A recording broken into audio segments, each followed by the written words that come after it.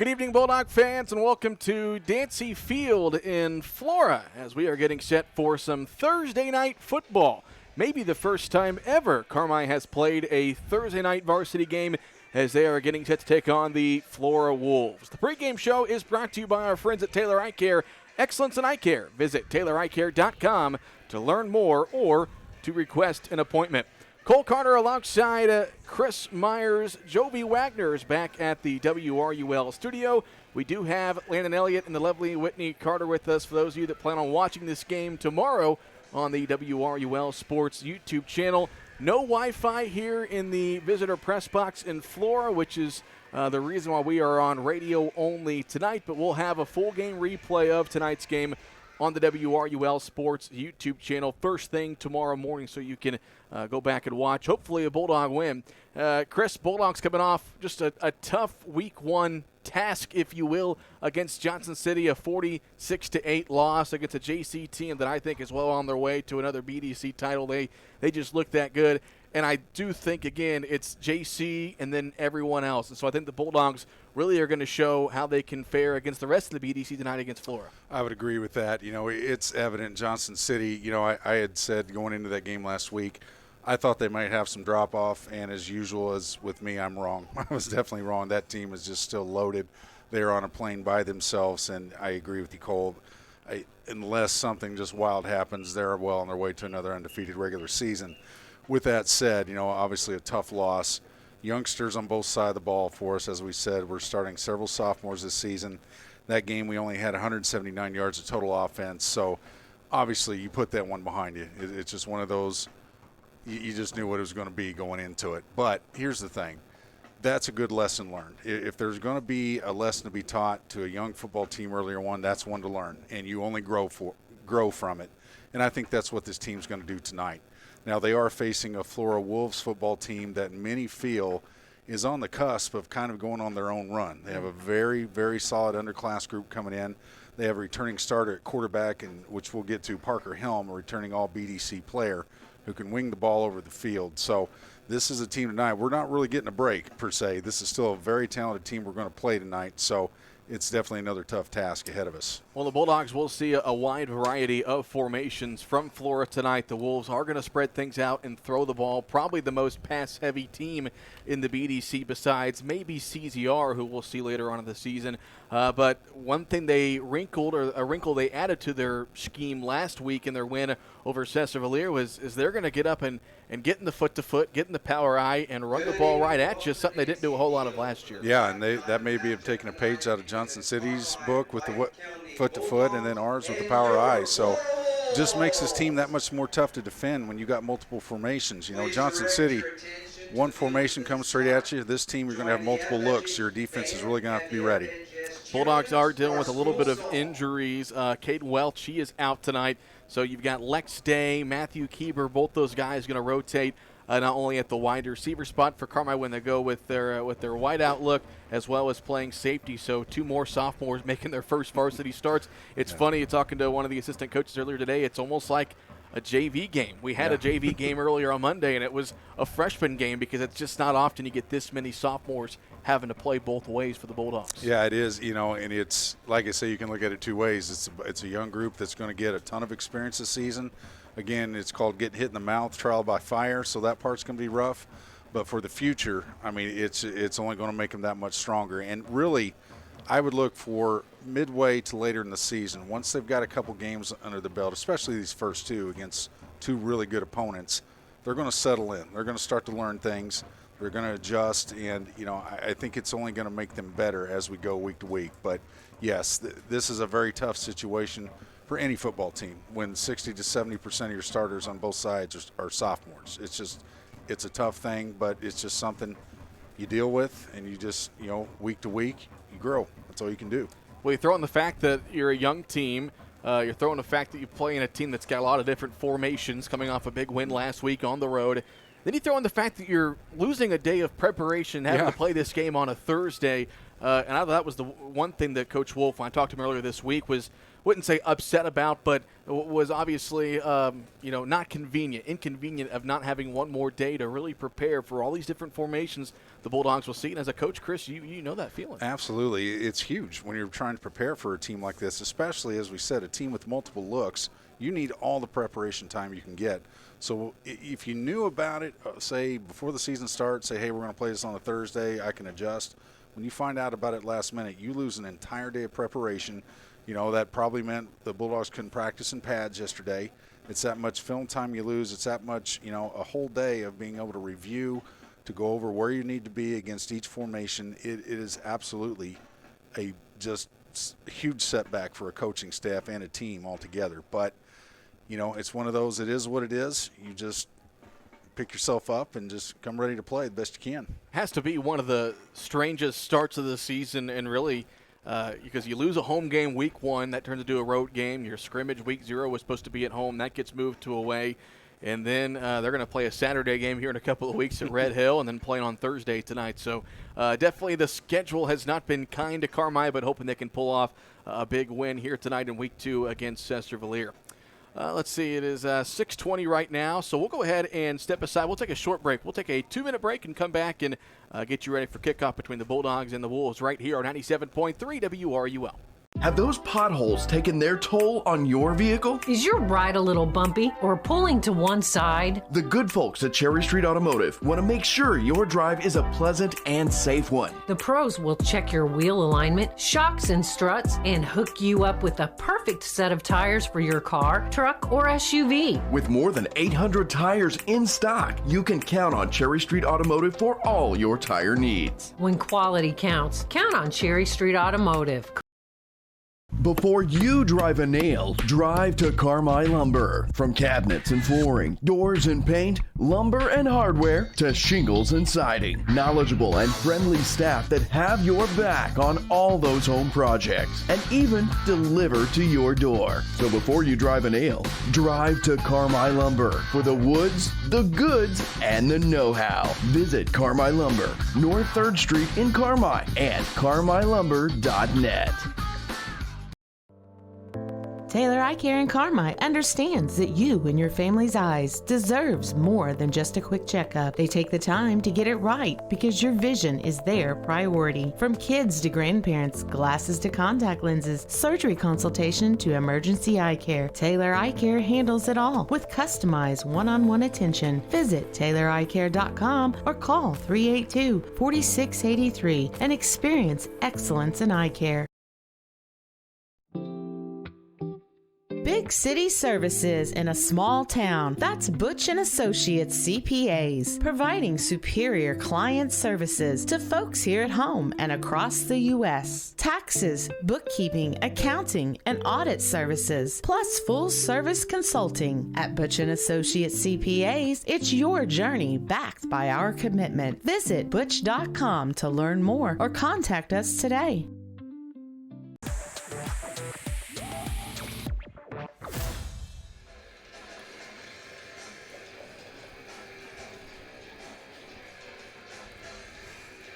Big thanks to Joby Wagner back at the WRUL studio, getting us on the air tonight. Radio-only broadcast here live, but we've got Landon Elliott and the lovely Whitney Carter with us recording this broadcast, and we'll have it for you first thing tomorrow morning on the WRUL Sports YouTube channel. So tomorrow night after work, you can order a pizza, sit down, and turn on the game like it's live on a Friday night tomorrow Absolutely, night. You can do that. And I think the NFL's even on tomorrow night.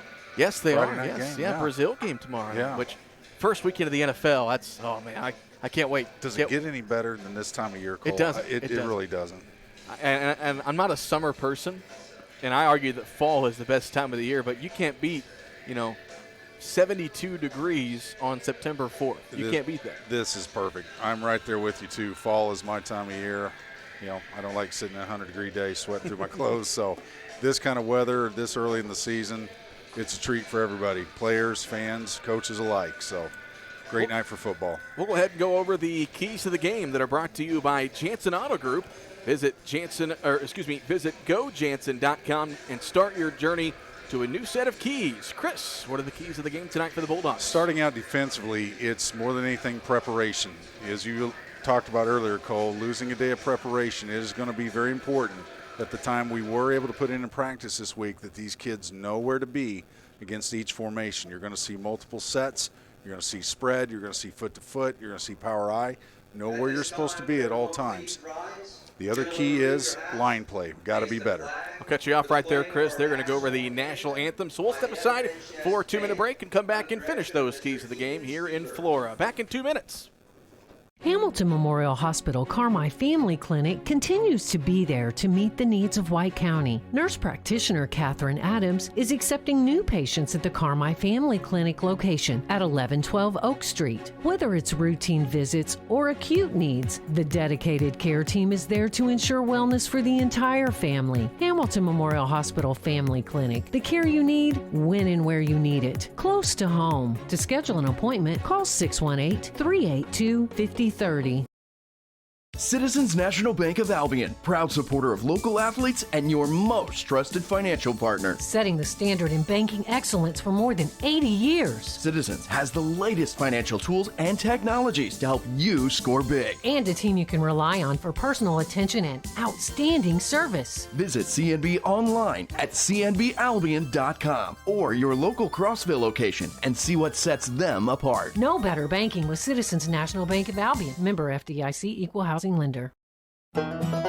Great teamwork is no accident. David and the gang at Hale Body Shop salute the area athletes. Just as in sports, the team at Hale Body Shop work together to make sure you get your car back as quickly as possible. When it comes to collision repair, more and more people choose the team way out there on Possum Road. Hale Body Shop in Carmi. David and the gang are proud supporters of area athletes. I'm Nancy J. Winter, CPA. We believe in family values, even in the world of finance, because every financial decision impacts your family. For all the milestones in your life, our team is here to maximize your savings, minimize your taxes, and help you plan for a prosperous future. Visit Nancy J. Winter, CPA in Carmi for tax planning, saving for college, retirement planning, and the expertise to help get you where you want to be. Learn more at nancyjwintercpa.com or call 382-2364. Nancy J. Winter, CPA, where you're treated like family.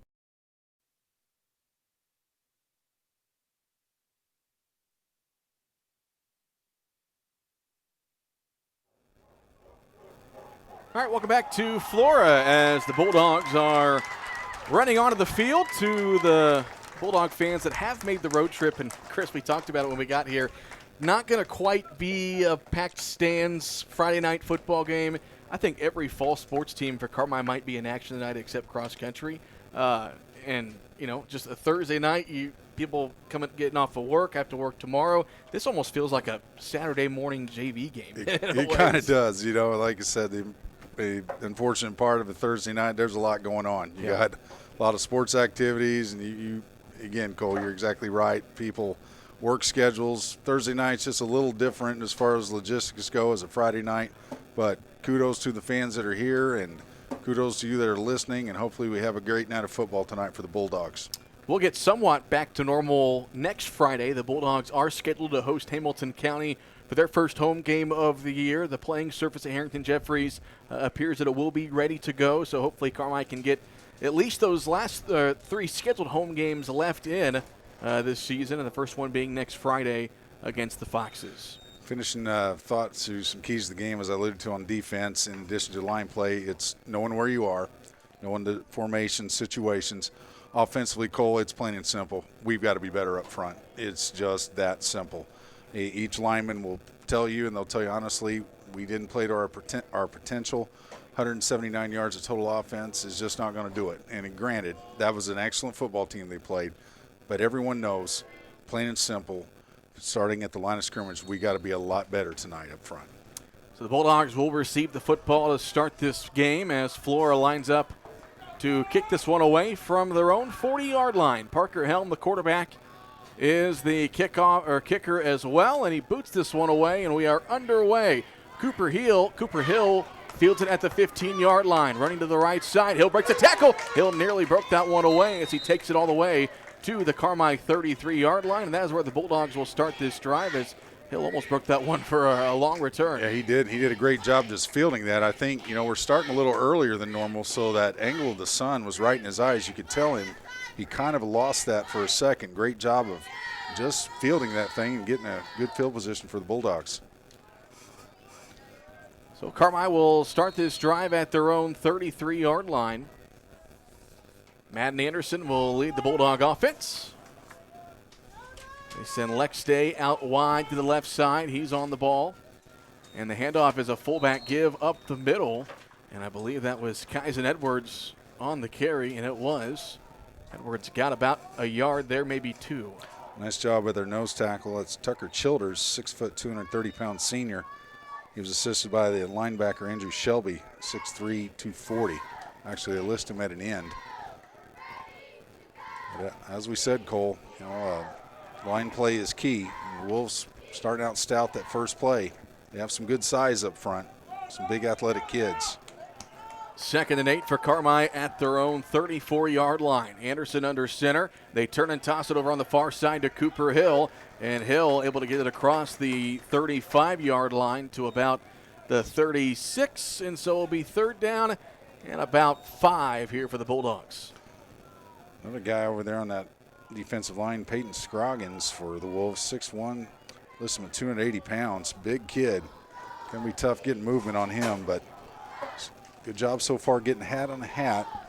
This is a somewhat manageable situation. We're in better field position than we were the first drive last week. So let's see what we get on this. 3rd down, call it 6 for Carmi at the 37. Play clock down to 5. Anderson under center takes the snap, and the handoff goes to Duckworth, and he's got a defender right in his face as soon as he gets the football. 3 or 4 orange jerseys in there on the tackle, and the Bulldogs going to go 3 and out on their first drive. Well, they were trying to run the version of an ISO out of that, and big number 65, I just mentioned his name, Peyton Scroggins, was 3 yards in the backfield, almost got that handoff. So just that quick, you're 4th and 9, you're punting. So the Bulldogs will run out the punt team. Anderson back in the punt formation. With it being 4th down and 9. We've played 2 minutes here in the first quarter, and Flora set to get the football. Anderson boots it away, low line drive kick, and that will take a bounce as Crawford, the returner, already waved his hand as that ball will quit rolling at the 25, and that is where Flora will start this drive. Crawford making the conservative decision there. I thought he had plenty of room to field that, so the Wolves content playing field position.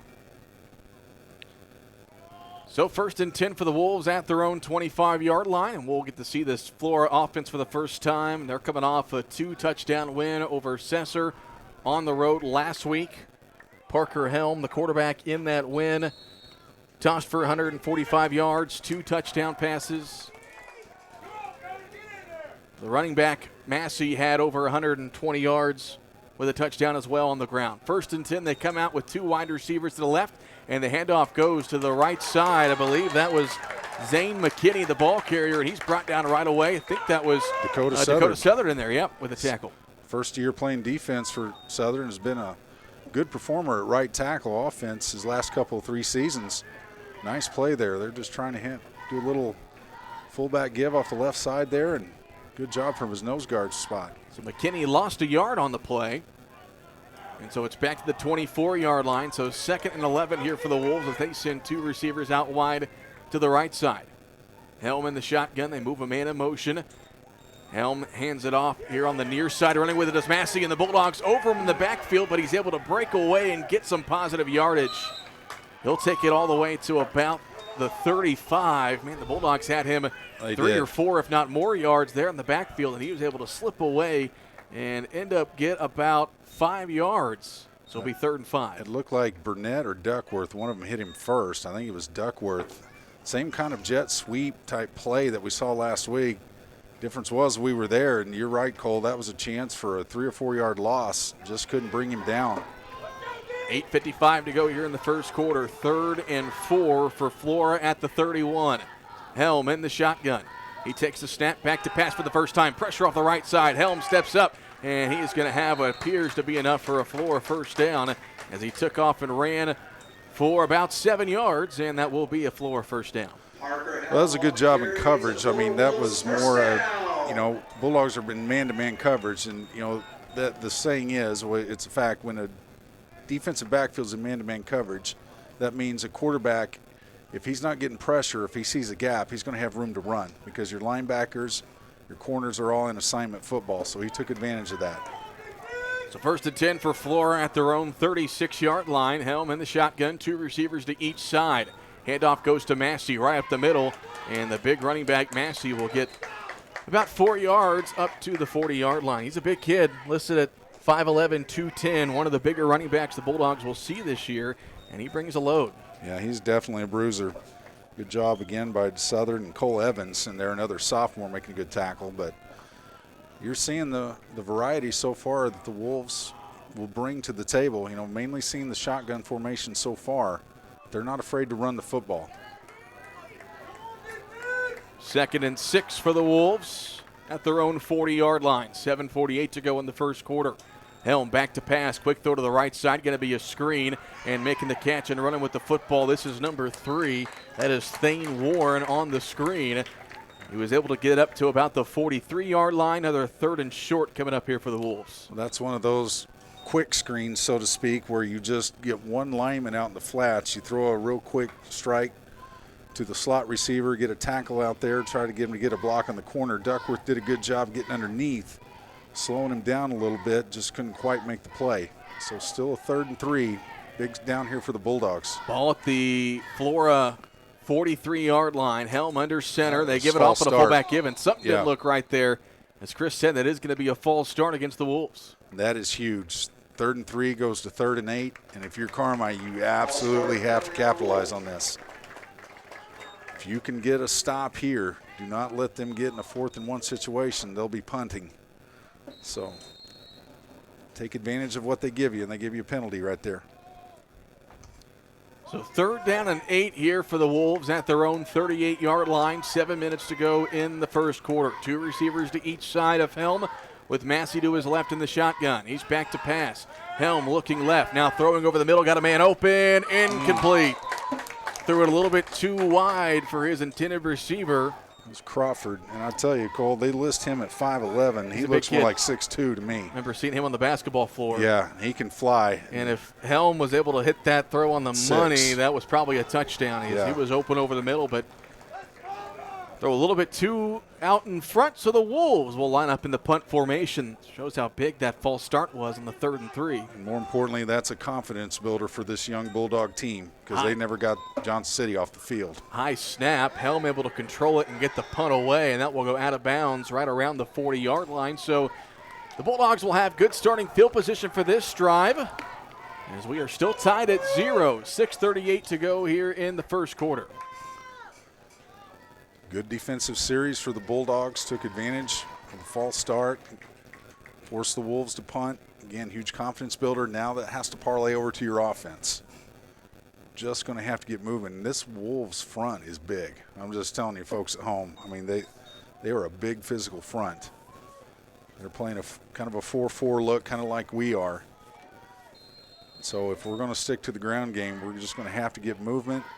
Or see if maybe we can hit a sweep to the outside if the interior's not there. So they mark the ball at the 45-yard line. So 1st and 10 for Carmine. They toss it here to the near side to Cooper Hill. Hill cuts back to the middle, and he was kind of clotheslined there by the shoulder pad, able to get about 2 yards. That was Zane Groves who just reached out, and you're right, Cole, just kind of almost like a clothesline. If Groves doesn't reach him there, he had something going. You see Hill's speed. But Groves, another big physical kid, 200 pounds, but a stout 200. Again, I always question some of these weights they list these kids at. But if Hill could have just got around that, he may have had something. So, but again, Carmi has just got to get a sustained drive going. 2nd and 9 for Carmi at their own 46-yard line. Anderson under center. Takes the snap. They fake the toss. Inside give to Dakota Brown left side. And just not much room there for Brown. Ball came out at the end, but the officials are going to say he was down by contact. Yeah. And so we'll bring up 3rd down and about 7 here for the Bulldogs. It's kind of that wing counter trap type play. A little bit of room there for Brown. Good job hanging on the ball, but Again, the Flora is just packing the box. 4 down linemen, 2 linebackers in the middle, corners, quasi-outside linebackers, ends, whatever you want to call them. That's an 8-man front, and they're just daring Carmi to throw the football. And this may be a situation where you have to consider that. 3rd and 7 here for the Bulldogs. Anderson under center. And the Bulldogs jump off sides. They were trying to go for the hard count. Matthew Kieber was lined up here on the outside, and That's a penalty on the car line. that's just like how Flora had a Yeah. crucial false start on 3rd down. Now the Bulldogs do. Plain and simple, they're drive killers. Things like that can be drive killers. Still another opportunity, but huge difference between 3rd and 7 and 3rd and 12, especially when you're a young football team. So where you're at here on the field, you're at your own 43. So if you get a good chunk of change here, this could be possibly 4-down territory. 4:44 to go in the first quarter. 3rd and 12 at the Carmi 43. Anderson under center. Takes the snap. He's going to go back to pass. Anderson throwing to the flat. That ball is going to be caught. No, incomplete. They say incomplete. They say Brown was out of bounds. Oh, wow. Brown made the catch on the sideline. It looked like to me he had plenty of room. Yeah, in high school you only need 1 foot down. Yeah. He caught that ball. It would have been about a 4th and 5 situation. That was just the intermediate route. I saw that he was open, and as soon as Madden threw it. But I guess the official had a better view than we did, Cole. What do we know? Yeah, exactly. No instant replay in high school. But So 4th and 12. Bulldogs line up in the I formation for the moment. Anderson goes for the hard count. Wolves don't jump. Now they'll line up in the punt formation. The Wolves do have somebody deep. Anderson boots it away. And Crawford will let that one bounce. And he picks it up at the 25-yard line, running here to the near sideline. And he's knocked out of bounds at around the 37. So that is where Flora will start this drive with 4:22 to play in the first quarter. Still scoreless. kind of interesting. The first punt that Crawford could have fielded cleanly, middle of the field, he didn't, and he kind of took a risk on that. That gained a little extra yardage for the Wolves. But, again, you can see how big penalties are. If that extra 5 yards, if we complete that, we're looking maybe at a first down. But defense has to do what they did the first drive. So 1st and 10 for the Wolves at their own 37-yard line. Helm under center. Handoff goes to Massey off the left side. Massey lowers a shoulder, breaks a tackle, and carries some Bulldogs with him all the way out near midfield. A bruising run for Cormac Massey, and that's going to be a Flora first down. Nice run by Massey, and that was to the weak side. Strong side was to the field, so the Bulldogs kind of have to bump that way. Left tackle did a good job getting a turnout block. Matt Anderson one-on-one with the receiver. So really it was just a good job of getting a hat on that left side, and Massey just plowing forward for a 10-yard run. So 1st and 10 for the Wolves at their own 48-yard line. Helm under center. Fullback give up the middle, and a nice job by Cole Evans making the tackle right away. That was the fullback that got the carry, 18, Paxton Pierce, and Evans met him right in front of the line of scrimmage, about a 2-yard gain. Nice, very nice read by Evans. Again, another sophomore, came through unblocked, but read that nicely, came up, made a good tackle.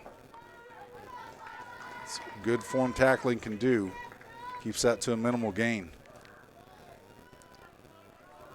So 2nd down and 8 for the Wolves at midfield. Helm under center. Handoff off the right side. This is McKinney, the ball carrier. He sheds a couple of tackles and takes us up to the 40-yard line. Call it the 41, which will be enough for another Flora first down. McKinney is a bruiser. It's just classic fullback running right there. Good job by the right side of the Wolves' offensive line. You know, the Bulldogs may consider, you know, if they want to do some run blitzing, but Florida just kind of doing it methodically on the ground. Again, we've seen they're a team very capable of throwing the football, but I think we're going to see possibly heavy doses of McKinney until we stop it. 2:40 left to go in the first quarter. 1st and 10 for Flora at the Carmi 41. Helm moves a man in motion. They hand it off on the jet sweep. This is Dugan off to the right side, and Dugan breaks a tackle. He's down the sideline. He cuts back to the middle, and he is all the way to the goal line, and they say touchdown. Ball came out at the end. The official said he was down in the end zone before the ball came out. That's a Flora touchdown. Again, that was a little different look. They went 4 wide that time. And Dugan came in motion. It's just, again, it's one-on-one blocking. You're in man coverage. Dugan got the edge and just used his speed. And that's just another element the Wolves brought to the table. And Dugan with the touchdown. So Gage Dugan, a jet sweep run of about 45 yards, puts the Wolves on the board first, 6-0. As Helm will line up for the extra point, and that kick is up and good. Extra point. So with 2:25 to go in the first quarter, Flora strikes first, 7-0. We'll step aside for a 1-minute break. This is Bulldog Football, 97.3 WRUL. Hey football fans, it's Matt Rice from Rice Motor Company in Carmi. We're proud supporters of Bulldog Athletics and want to help you make the perfect play from the driveway to the highway. Make the winning drive in a new Chevy Traverse or go the distance and score big on comfort with the GMC Acadia. There won't be any fumbles with these vehicles, just smooth handling all season long. Rice Motor Company in Carmi, your hometown dealer since 1931 and proudly supporting another year of CWCHS Bulldog football. Go Dogs! At the First National Bank, we're proud to be a part of this community, serving you with dedication and a smile. Our team is here to support you, offering financial solutions to meet your needs. Whether saving for your future, financing your dreams, or managing your everyday banking, we're here to help. Thank you for choosing the First National Bank. And as proud supporters of our local teams, we wish you the best of luck this season. The First National Bank, your local bank, supporting our local athletes. Equal housing lender, member FDIC.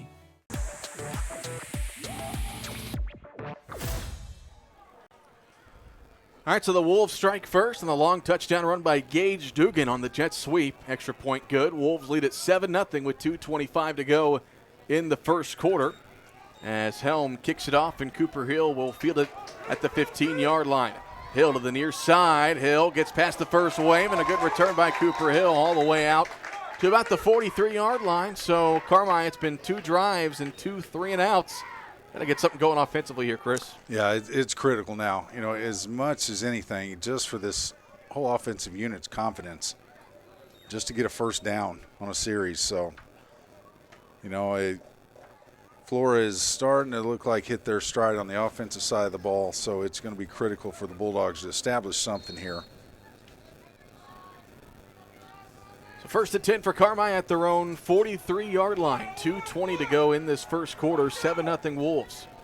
Anderson under center. They'll take the snap, and the give goes to Jazz Duckworth off the right side. Duckworth will put his head down, and he'll drive some tacklers with him all the way to midfield. Got a 7-yard pickup, 8-yard gain there for Jazz Duckworth. Fantastic job there on the right side. Branson Burnett playing tight end tonight. Did a good job fitting right up into the defensive end there. Get a good turnout block, just a straight ISO. A lot of what we've seen from the Bulldogs the past few years, and a nice gain there.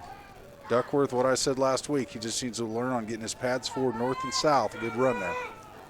2nd and 3, 1:45 to go in the first. Ball at midfield. Handoff goes to Cooper Hill, left side. Hill breaks the tackle, and he'll take this into Flora territory to the 44-yard line. That will be enough for First Bank first down. Just like the Bulldogs, First Bank is making great things happen. Another ISO-type play going to the left, so Bulldogs may find some rhythm here with this, you know, and like I said, there's nothing fancy about an ISO. It's just hat on hat, getting guys off the line of scrimmage. See if Bulldogs can maintain this. 1st and 10 for the Bulldogs at the Flora 44-yard line. Anderson, they toss it to Dakota Brown left side, and just not much running room for Dakota Brown. He's brought down right at the line of scrimmage. In the last game and then tonight so far when we've tried to run this, we've just encountered defensive ends that have just been very disciplined. They're at the top side of the field there. Can't sure if that was Massey or Groves or Shelby, but either way, they just do a very good job when you see the motion coming, holding their ground, knowing a sweep's coming. When you get good, solid defensive end play like that, it's tough to run outside. 45 seconds left to go in the first quarter. Handoff goes to Duckworth off the right side, and Duckworth cuts back to the middle, able to get about 5 yards up to the 37-yard line, and that will probably be the final play of the first quarter. And that's what Jazz needs to do. As I've said, Cole, this is a strong kid. You know, Duckworth at 5'6", 150, but I'm telling you, he has the strength of a 250-pound player. He's solid muscle. If this kid just learns to lean forward with his pads and just grind out the tough yards like he's doing, that's as much a huge benefit to this Bulldog offense, him just being that consistent power guy. He's got the most experience back there. He's a junior now, so he's just got to perform. So that will be the final play of the first quarter. We go to the second as the two teams flip sides. It'll be 3rd and 5 for Carmi at the Flora 39. Wolves lead 7-0. We'll step aside for a 1-minute break. This is Bulldog football on 97.3 WRUL. Roark Transport in Carmi, driving the distance, delivering the difference. Commercial or residential, anhydrous, propane and fuel, rock, dirt, and lime, parking lots and driveways. And farmers can depend on Roark Transport to deliver their lime when and where they need it. Remember, Roark Transport for your next job or your next haul. Fast and dependable, your best move in transportation. Call Roark Transport at 618-265-3665. That's 265-3665. Hi Bulldog fans, this is Kyle Hosick, your local country financial representative serving all of White County with offices in Carmi and now Enfield. My business's core values focus on educating our current and future clients on current market trends while operating with the utmost integrity and providing a level of service excellence you won't find anywhere else. I want to wish all the athletes and coaches a safe and winning season. Come see me, Kyle Hosick, at one of our office locations and see why my team is different. Come experience more. Come experience excellence.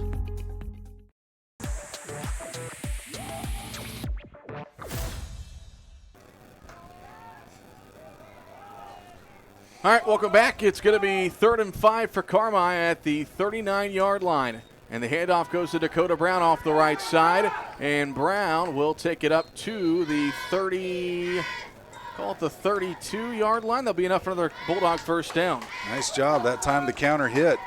Dakota Brown from the wingback position coming against the grain. See the quarterback reverse out, get a down block front side. Pull back side. Good job by the Bulldogs. That was a huge conversion there, Cole, from 3rd and 5.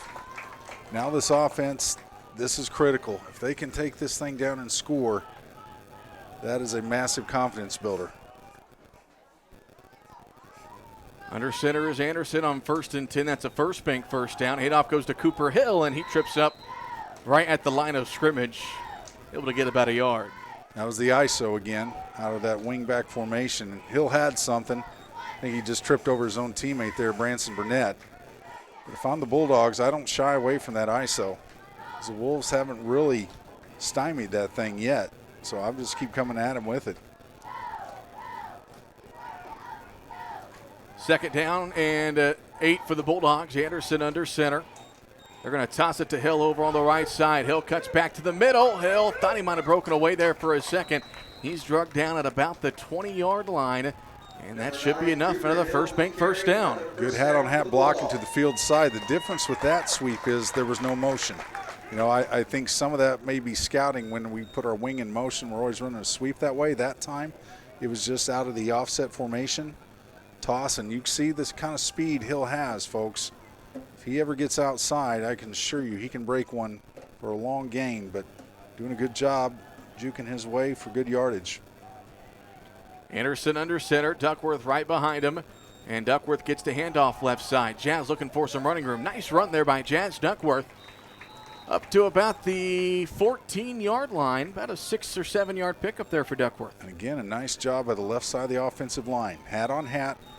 But as I've said so far, Cole, I like the way Duckworth is running the football tonight. He's playing more of a power back type game. He's not trying to juke and make cuts and, you know, reverse pivot and do things to get extra yardage. He's just simply lowering his shoulders, finding the crease, and getting us positive yardage.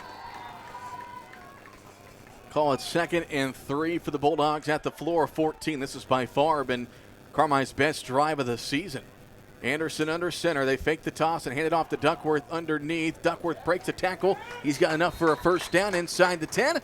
1st and goal, Bulldogs. Nice job coming back against the grain. Again, you see the wingback go in motion. The defense earlier might have been thinking sweep right. He hit it back against the grain with the counter. And Duckworth having a fantastic ball game so far. Be interested to see his stats halftime. definitely just what's the word I'm looking for? Just a flip the script version of how we're moving the ball tonight as compared to last week. So let's see if we can punch this thing in. Anderson under center. They move Brown in motion. They toss it to Brown here on the near side. Brown trying to cut outside. He's going to break a tackle and take it to about the 8. He was stuffed up initially, but bounced it outside and got about maybe 2 yards. Might have been back to the line of scrimmage at around the 7. Yeah, again, that's just going to be a tough play against this defense. The way they're aligned, kind of a 4-4 front, those outside backers / corners are already aligned so wide outside the ends. You know, it's just tough. We just haven't had much success with that play tonight, but let's see if we can come back to the ISO inside and play some power football here. Bulldogs in the I formation, Day outside. Handoff goes to Duckworth off the right side. Down to the goal line. Was he in? Waiting for a signal. Nope. They're going to say he was down at the 1. It'll be 3rd and goal. I come right back to that, Cole. I'm Coach Wolf. Kind of found a crease here. The line getting more confidence this drive, and that's what this does. When you can start pounding the football, moving it at will, you just get more confidence each and every play, especially up front. When your old linemen start realizing we can get people off the line of scrimmage, it becomes fun all of a sudden. 3rd and goal at the 1. Anderson under center. Handoff goes to Duckworth. He was hit initially. Did he get in? Yes! Touchdown, Carmi White County. Great job by Duckworth. I tell you, they had a run blitz on. That was number 5 coming up. That was Porter Countryman. If I'm correct in my numbers, either way, the linebacker came up on a run blitz, met Duckworth hat on hat, but Duckworth powered his way in our first varsity touchdown drive of the year, Cole. Bulldogs did score one last week, but that was, I think JC had already put in their JV defense at that point. Yeah, I call this our first. There you go. Yeah. 1 yard touchdown run by Jazz Duckworth. And that's a Expressway Ford Mercury touchdown. They're donating $6 to CWC School Unit 5 for every touchdown. Handoff goes to Kyson Edwards on the give on the 2-point play. And forward progress gets him in the end zone. And the Bulldogs take an 8-7 lead with 7:40 left to play here in the second quarter. We'll step aside for a 1-minute break. This is Bulldog Football on 97.3 WRUL. Family owned and operated for more than 70 years. Rush Appliance and Furniture stands the test of time. We have a large selection of in-stock furniture and appliances for every room in your home, grills and smokers, and an unmatched dedication to superior service. This is Sean Rush inviting you to visit me in Fairfield or my dad Terry in Carmi, where we can help you furnish every room in your house with superb service after the sale.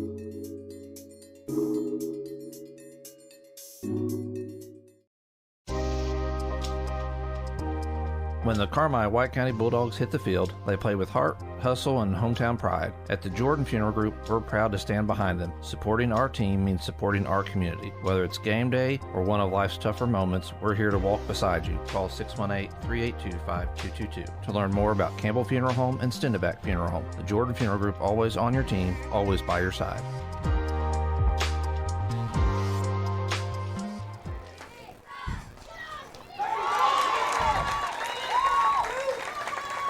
Cooper Hill makes a nice tackle on the kickoff return as Flora will start this drive at their own, they're going to mark it, 26, 27. Yeah. So the Bulldogs, they take the lead 8-7 with 7:39 to go in the second quarter. A 1-yard touchdown run by Jazz Duckworth, and then Kyson Edwards, runs in the 2-point play. And that drive was absolutely monumental, Cole, because the Bulldogs had just given up a touchdown. That did this team all the confidence in the world.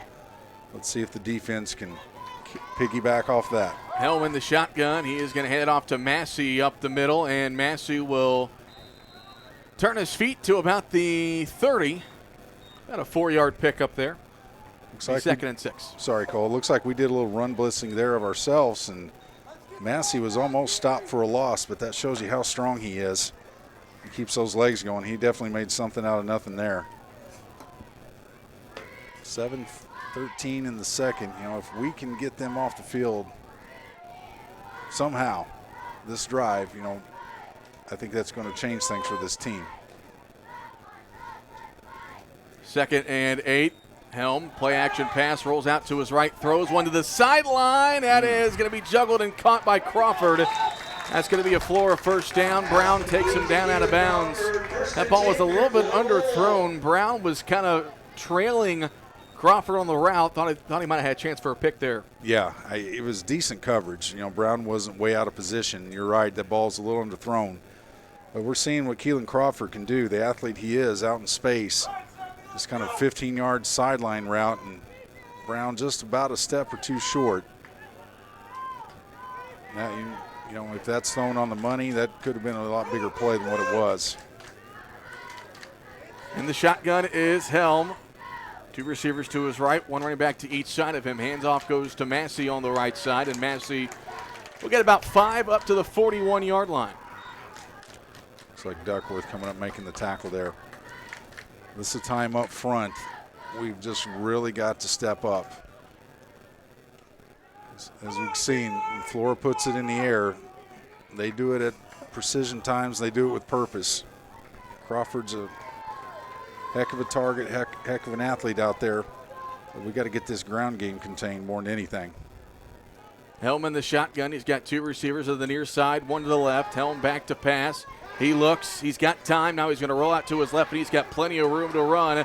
And Helm going towards the sideline, breaks a tackle, and he's going to be out of bounds inside the 30-yard line. And a good scamper there by Parker Helm. Well, you can see by the formation, we're in 4 down linemen. Only 2 linebackers, kind of a nickel, almost a dime look there. But out of necessity, you see how deep our linebackers had to drop. And when you rush 4 linemen, that means there's nobody in that kind of that 10-yard area beyond the line of scrimmage.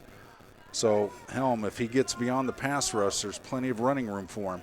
So it's kind of the catch-22. Yeah, you put enough guys back in coverage to prevent a big pass, but Helm gets you with his legs. 1st and 10 for Flora at the Carmi 31-yard line. Helm under center, takes the snap, hands it off to Massey off the left side, and Massey will take it inside the Carmi 25. They're going to call him down at the 24. It'll be 2nd and about 4. Massey having a fantastic ball game. I mean, we saw enough last week with Lightson for Johnson City. Massey's the same type of player. Under center is Helm.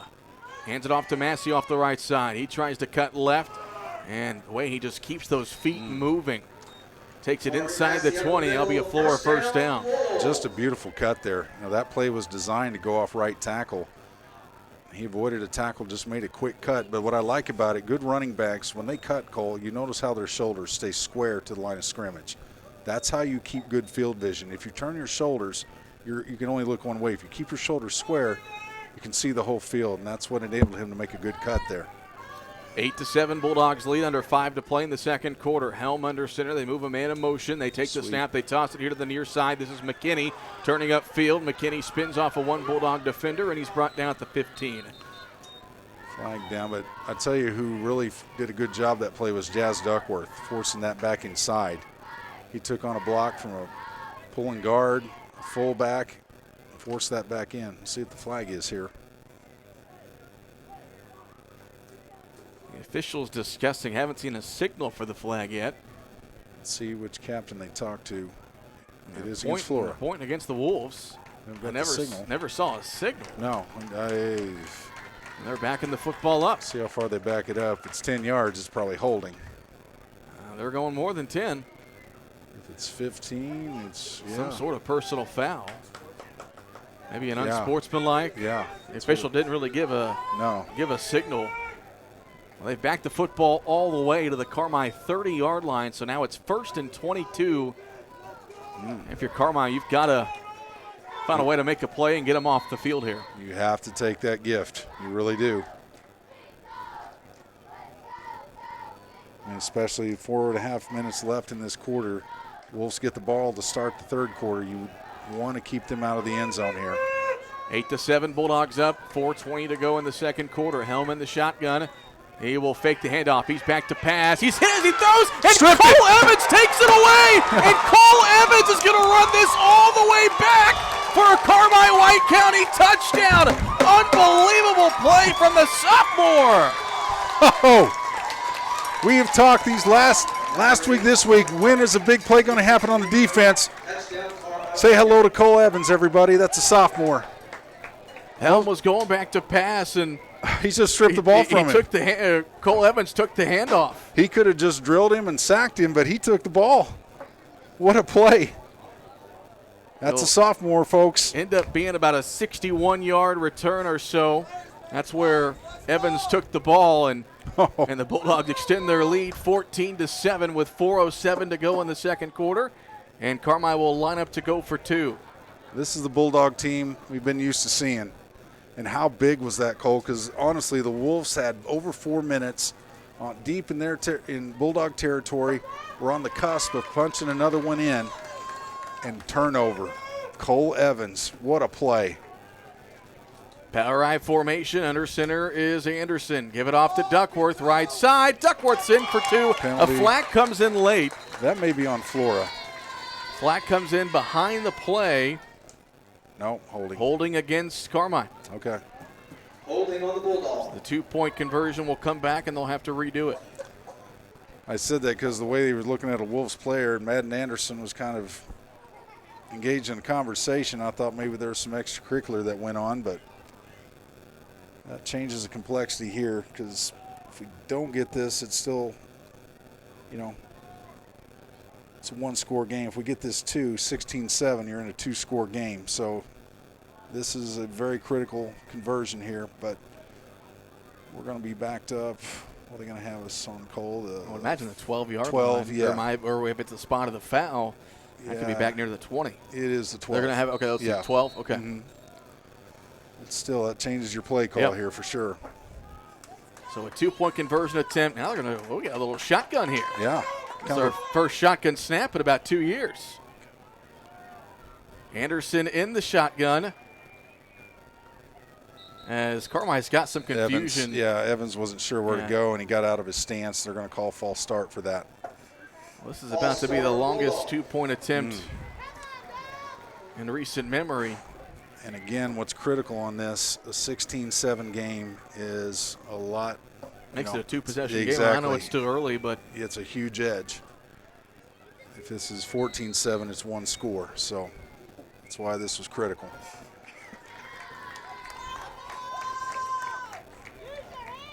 All right, so Anderson in the shotgun.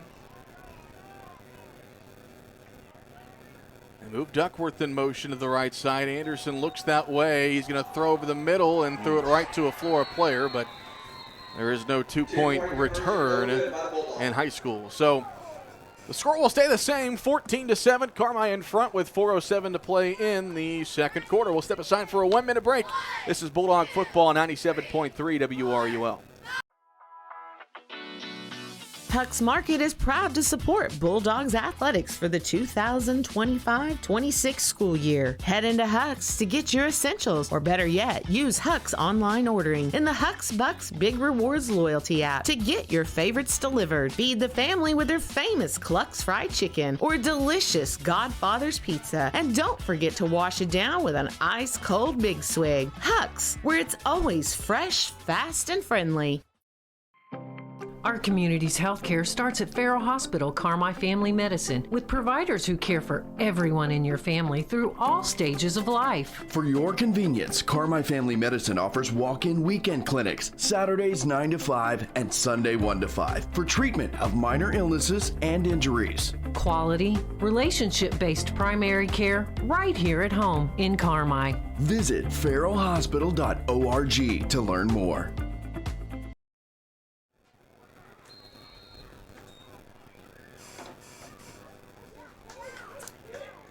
Anderson's kickoff going to be fielded from the 21-yard line by Keelan Crawford. He breaks away. Can Brown catch him? Nope. Flora touchdown on the ensuing kickoff return. Keelan Crawford with the kickoff return. Big play answered by a big play. Said it all night. Crawford's dangerous in space. He's probably one of the best athletes. And just like that, the Bulldogs give momentum right back to the Wolves. It comes from, the this is the aspects of football. Bulldogs, huge touchdown off a turnover. Strip sack, run the other way. Wolves answer with a kick return. So Flora will attempt the extra point. Look to tie this game with 3:56 to go in the second quarter. Snap down, kick is up.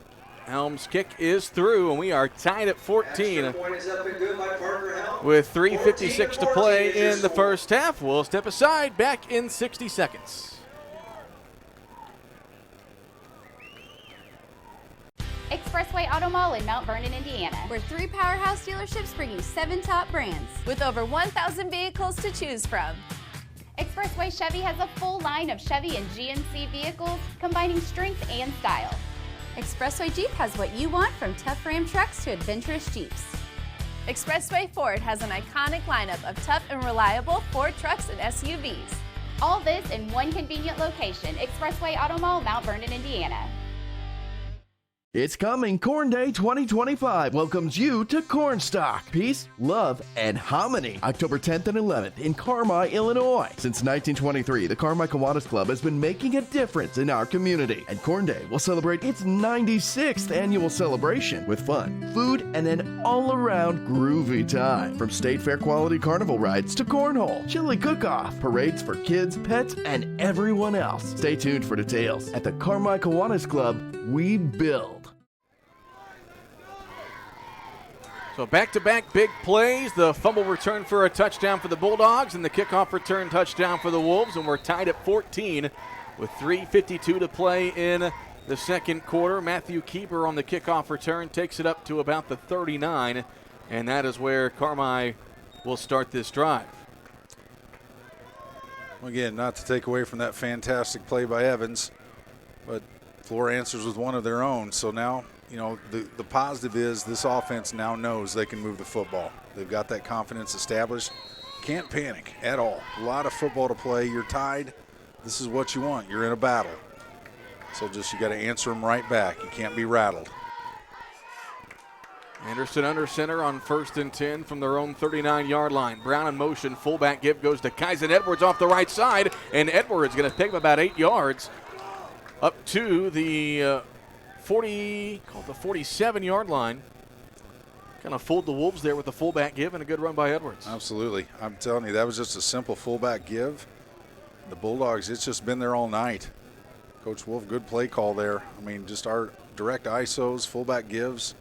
Early on, nothing was there, but we've just found a groove, getting hat on a hat, that right side of the line, doing a good job getting people off the ball. Jace Digman, Dakota Southard. Southard the senior. Anderson under center, going to head off to Duckworth here on the near side. Duckworth spins off one tackle, trying to bounce it, but just can't. As too many orange jerseys coming in pursuit to bring him down. No gain. It'll be 3rd and 3. Well, that was an attempt at a trap, kind of a long trap counter. Again, as they've done all night, the Wolves just swarmed that. Defensive end crashed on that. By the time Jace Digman pulled, they already had that thing snuffed out.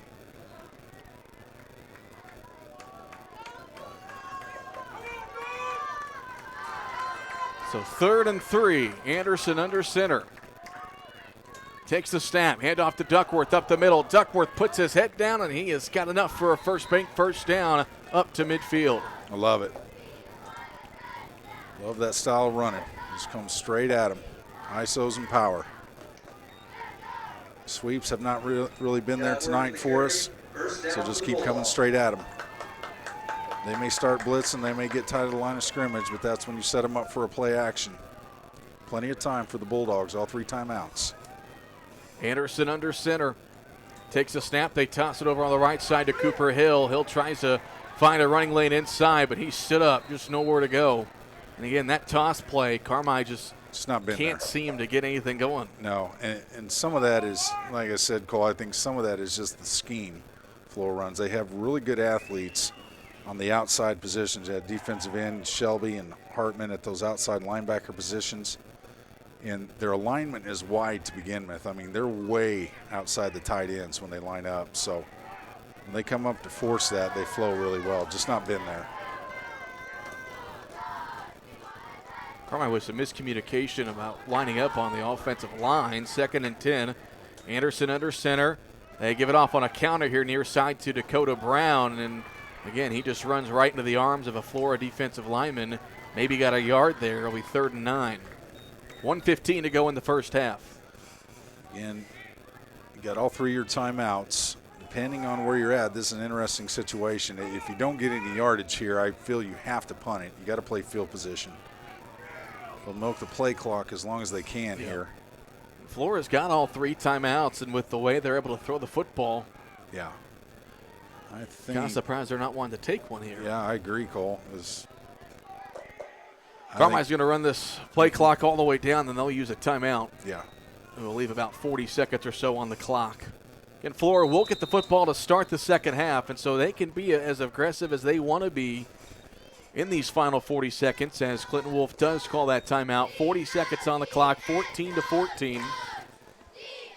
And with it being 3rd and 9 here, I mean, obviously you don't try anything crazy. I would just run it here and force Flora to call that timeout. Yeah, and I think that is probably what you'll see. If we have a running play, Flora stops us. If they do call a timeout, obviously we will have to punt. Can't give them the ball here.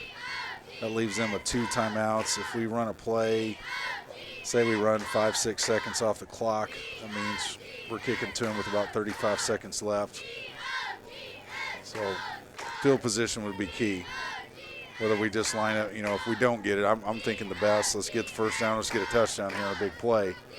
But if we don't, you may see that kind of pooch punt formation with Anderson. See if he can directional kick that out of bounds. Honestly, I don't know if you want to kick this thing, straight to Crawford. I wouldn't. If you're going to punt it, whoever's punting, I'd tell them kick it out of bounds. Just aim your body, kick that thing out of bounds. Still 3rd down, though. We got to get to 4th down first. There you go. A lot of what ifs. You got to run the play. 3rd and 9, 40 seconds left. Ball at midfield. Anderson under center. They toss it to Brown. Got a couple of blockers in front, trying to get to the outside. Cuts back to the middle, and Brown, forward progress. We'll see where they put him. He's going to be about 3 yards short, I believe. They mark him at the Flora 45, 44. And so, about 3 yards short. And the clock is still running under 20 seconds, and they'll let this just run out. Flora not going to use any timeouts. They're content with a 14-14 game, and that will be our score at the half. Both teams swapping long drives and then swapping big plays. The fumble return touchdown by Cole Evans, followed by the kickoff return touchdown by Keelan Crawford. And we are all tied up at 14 at intermission.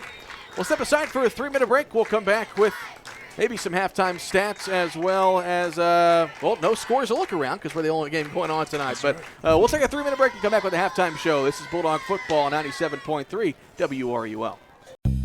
Little Giant Grocery Outlet is keeping score. Every spike, every touchdown, every bucket all year long. And every product you pick up at your favorite local grocer is also priced to help you stretch your dollar. That's the secret to success at Little Giant. Carefully hunting for the best deals so you can stock your fridge and pantry for less. Shop Little Giant, where the giant stands high in the sky. 7 days a week, 7 to 7. Carmi White County volleyball season is in full swing, and every serve, every spike, every win starts with community support. At First Bank, we're proud to help our Bulldogs soar higher. When you carry the First Bank Bulldogs debit card, every swipe means a donation from First Bank directly to Carmi White County schools. It's easy to score big for our students. Just shop local and show your Bulldog pride. Supporting Carmi since 1893, First Bank is here for businesses, farmers, families, and future champions. Get your Bulldogs debit card today and help us make great things happen on and off the court. Member FDIC, Equal Housing Lender. Wabash General Hospital Athletic Training and Sports Medicine teams welcome you back to school and sports. Wabash General Hospital proudly serves 13 high schools and 3 junior colleges and is proud to build strong community relationships with area schools and organizations to provide high-quality health care to young people. Learn more by visiting wabashgeneral.com.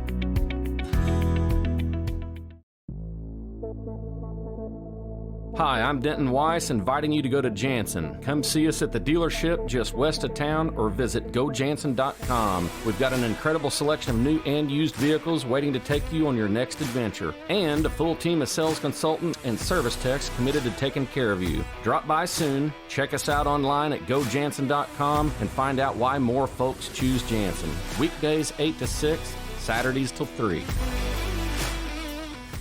Welcome to Pro Rehab Carmi, where our passion is getting you back to life faster. It is our privilege to walk with you every step of the way using evidence-based treatments specifically created just for you. Whether it's sports, general orthopedics, or pelvic floor rehab, you are in the right hands. Your results are worth fighting for, and our team fights for you. Call 384-7872 or visit Pro Rehab on Main in Carmi and get back to life faster.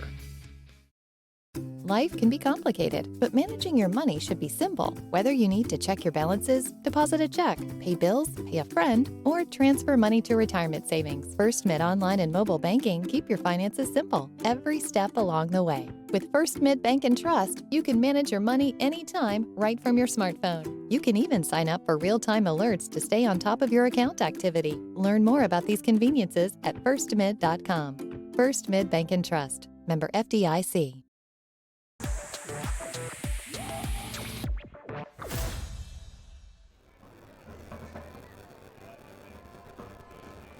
Welcome back to Flora. Halftime score. We are all tied up at 14 as the halftime report is built by Carmi Lumber. Before you drive a nail, drive to Carmi Lumber. Brush Appliance, family owned and operated, fast and friendly service in Carmi and Fairfield. Jordan Funeral Group, serving families throughout White County for generations and a proud supporter of Bulldog Athletics. And First Mid Bank and Trust for all your banking needs with local friendly service. Count on First Mid on Main in Carmi. Again, your halftime score, Flora 14, the Bulldogs 14. It was kind of a slow start for both teams, but then both teams put together a long touchdown drive. Flora had the long run by Gage Dugan on the jet sweep. Carmi answered with a short run by Jazz Duckworth. Kyson Edwards got the 2-point play. And then a defensive score for the Bulldogs as Cole Evans stripped the quarterback and ran it back for a touchdown, but the Wolves returned the ensuing kickoff for a touchdown, hit the extra point to tie this game at 14. But Chris, I think given how this game started with Carmi struggling offensively, offense looked much better there in the second quarter. Absolutely, and if you're Coach Wolf, I think you're very pleased outside of the kick return, and the penalty on the conversion. But you got to be very pleased with your team, because the Wolves were up 7-0, and our offense was still stagnant. And for us to come back with the drive, take the lead, get the conversion, we're up 8-7, and they were driving again. You think about that, and Cole Evans on the sack, strips the ball, and he could have gone. He made a tremendous play, builds all the momentum in the world for the Bulldogs, up 14-7. Unfortunately, we get back-to-back penalties on the conversion, and we were in, and we just got a call back for a penalty, and then we had a false start. So what could have been a 16-7 lead is 14-7, and the Wolves, credit them, special teams. They come right back with a big play, and we're 14-14. But just overall, you got to be so much happier if you're Coach Clinton Wolf with the performance of your team. Because what I liked is it would have been very easy for us to hang our heads when we were down 7-0 and the Wolves were driving a little bit and our offense was stagnant. It would have been easy just to kind of say, oh, man, here we go again. But they didn't. These kids, this young team has battled back, made this a game, and this is really just two teams that are just trading punches right now. And it may go down to the wire second half. And again, halftime score 14-14, but like you mentioned, Chris, Carmi not getting that 2-point play, which could have made it a 16-7 game or possibly a 16-14 game now. With the way this game is trending, with every score mattering, that could come back and bite Carmi in the butt. And very well could, and just, there's no other way to say it. You can't give a team like Flora on their field gifts, and we just handed them one. That could be critical. So what you have to do, they get the ball to start the second half. They're going to make some adjustments. But if I'm the Wolves, I still say heavy dose of Cormac Massey, because that's the one guy the Bulldogs have really failed to stop tonight. When they got back in their pass formation, the Bulldogs have done a decent job of defending the pass outside of one long completion to Keelan Crawford. They did a good job putting pressure in that last play, when we got the Cole Evans getting the basically stripping the ball and going the other way. Could have been a sack, whatever you call it, but I just think, for the Bulldogs in this second half, what they have to do is just stop Massey. Because in all honesty, if I'm Flora, I give him the ball till he drops, until the Bulldogs prove they can stop him. So I think maybe that may be their game plan, realize they need to take their time. But, defensively, the Bulldogs got to come up and stop the run. Offensively, just keep doing what you're doing. If we can slow them down a little bit, get the ball back, just keep running those ISOs. I think the off-tackle attack is working, having trouble getting to the edge. Again, a lot of that's by their defensive design. But just, I think this second half's, hopefully it's a great ball game. So far, as I said, two teams just trading punches, and let's see how the smoke clears on this one. Getting your halftime score, Flora 14, Carmi-White County 14. Normally we'd look at other scores going on in the area tonight, but this is the only game, standalone Thursday night game. And you mentioned that Philadelphia-Dallas game, is it? It is underway. I don't think so. Let me double check. It's early. If there's already a score, that's not good for one team. They may be 5 minutes into that game, if that, unless Philly got the kick first and ran it back. Sorry, Dallas fans, but 0-0. Dallas has the ball. Okay. I guess I could have had the schedule for tomorrow night, but we'll see. We'll take a break. When I come back, I'll look at the schedule for tomorrow night and see what other games are going on, not only in the Black Diamond, but also around Southern Illinois on Friday night. Tomorrow night. Again, the halftime score, 14-14. We'll take a 3-minute break. This is Bulldog Football, 97.3 WRUL. Every game starts with a solid plan, and so does your insurance. I'm State Farm Agent James Cook, and whether it's auto, home, life, or health, we're ready to tackle your insurance needs. We block the risks, protect what matters most, and help ensure that you score big. So when life causes a fumble, our team is there to help you recover. Like a good neighbor, James Cook and the State Farm team are there.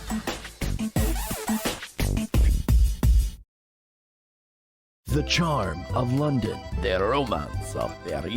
The trip of a lifetime. Thanks to Escapes Travel and Cruises. June 20th through 28th, 2026. Stroll Westminster. Ride the London Eye. Dine inside the Eiffel Tower. And unpack just once in each city. Book now and save $100 per person. Want more? Add an optional 3-night Amsterdam extension. Round trip air from Evansville. Plus 11 meals included. Details and more at a lunch and learn event noon October 20th at Gotzi's in Carmi. Call Escapes Travel and Cruises today. 618-383-4800.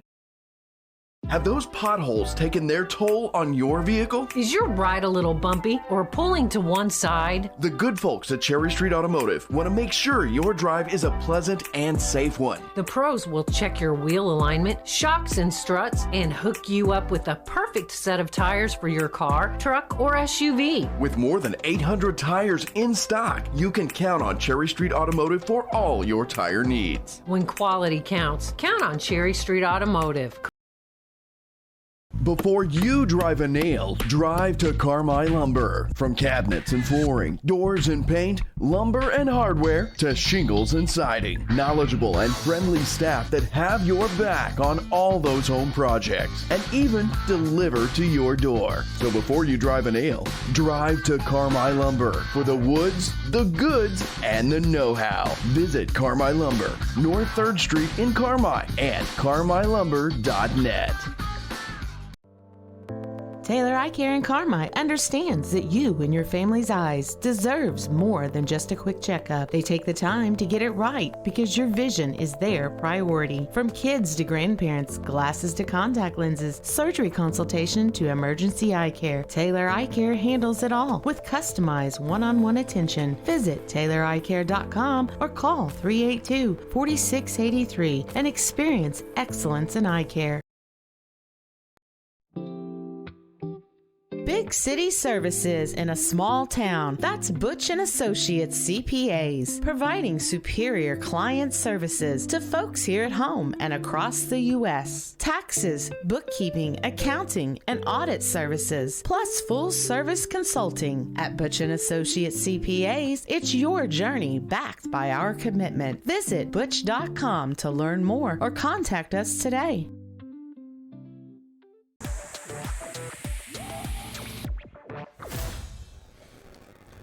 All right, your halftime score, 14-14 here in Flora. Thursday night football, and what Coach Wolf thought might have been the first Thursday night varsity game in school history. Of course, freshman games are always on Thursdays, the night before the varsity game.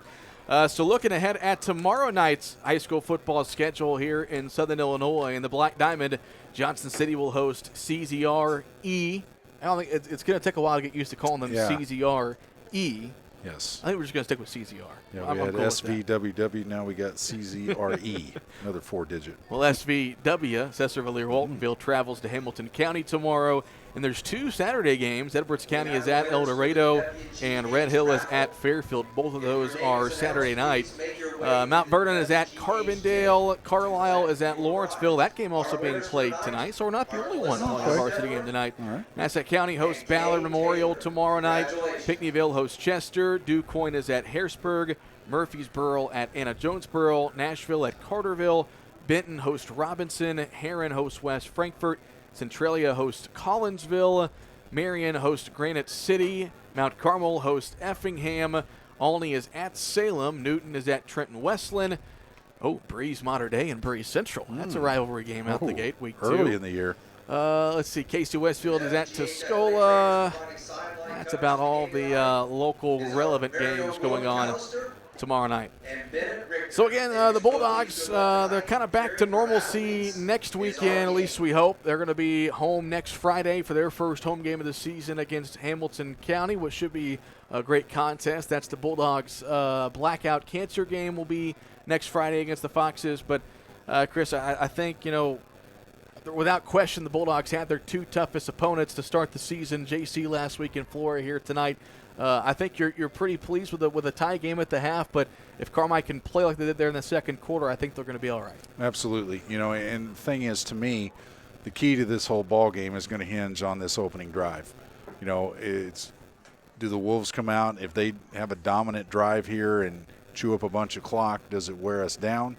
Or if we come out and get a stop here, get the ball back, and we go back to work on offense, I think this first drive, those personally for me, is what's going to be the key to how this ball game ends up. So if you're Carmi coming off last week, anything would be an improvement. And let me tell you, they have played a fantastic game this first half. Have to credit this young football team. But again, the Wolves get the ball to start this half. This opening drive, critical in how the rest of this game is going to go. Kind of knew this season was going to be a learning curve, if you will, especially with so many sophomores, such a young team. And it's games like last week that you learn a lot, and it's halves like this first half where wasn't looking too good in the first couple of drives, but a nice touchdown drive together, get a big defensive touchdown from your sophomore. Carmi is almost learning every minute they're on the field this season. They literally are, and to start with someone like Johnson City, that's you're in front of just a massive knockout heavyweight fighter, just throwing punch after punch, and you could have done 2 things: you lay down or you get up. And this Bulldog team coming into this game, was beaten, bruised, and battered, but they have shown that they're getting up off the mat. They're playing a lot better football tonight. As you said, Cole, this Flora team, a lot of people feel, other coaches, other people in the conference feel that this is a team that's about a year away from being that team. In all reality, with the underclassmen they have coming up, they think they're close. So for this Bulldog team to come in here tonight, being as young as we are, and come in here and be tied with them at halftime, that is just a massive turnaround from week 1. Not only just from how we're playing overall, but mentally for this football team. Because you think about it, there was nothing. I don't know if we got 1 first down against Johnson City, the starting group, against the starters. I think maybe 1. Maybe 1, and you think about that. You're coming in to a week 2 game, and this team knew how good Flora was, that Flora is on their way up, to have to come up here and just kind of like, okay, back against the wall again. But this team has done, if I'm Coach Clint Wolf, I'm ecstatic, is they came out with their backs against the wall after the Wolves were up 7-0, came back and answered. It would have been very easy to fold given what they went through last week, but they have battled. This is a tie game, could have easily be a lead for us. But again, the way they played the first half, they played with a lot of heart, a lot of grit, a lot of determination. But what they've got to do, to me, is they got to have an answer for Cormac Massey, because I just have a feeling the Wolves are going to go back to him, try to chew the clock. He was their strength that first half. If you recall, he had a nice run on a play before they had the turnover by Cole Evans. So I look for them to go back to him. He's their weapon right now, but the Bulldogs just have to answer defensively, because 14-14 kind couldn't ask for any more than that coming off what we had last week. Get our halftime score tied at 14. We'll take a 1-minute break. 60 seconds. When we come back, we'll have the second half kickoff between the Bulldogs and the Wolves here on 97.3 WRUL. Citizens National Bank of Albion, proud supporter of local athletes and your most trusted financial partner. Setting the standard in banking excellence for more than 80 years. Citizens has the latest financial tools and technologies to help you score big. And a team you can rely on for personal attention and outstanding service. Visit CNB online at cnbalbion.com or your local Crossville location and see what sets them apart. No better banking with Citizens National Bank of Albion. Member FDIC, Equal Housing Lender. Great teamwork is no accident. David and the gang at Hale Body Shop salute the area athletes. Just as in sports, the team at Hale Body Shop work together to make sure you get your car back as quickly as possible. When it comes to collision repair, more and more people choose the team way out there on Possum Road. Hale Body Shop in Carmi. David and the gang are proud supporters of area athletes.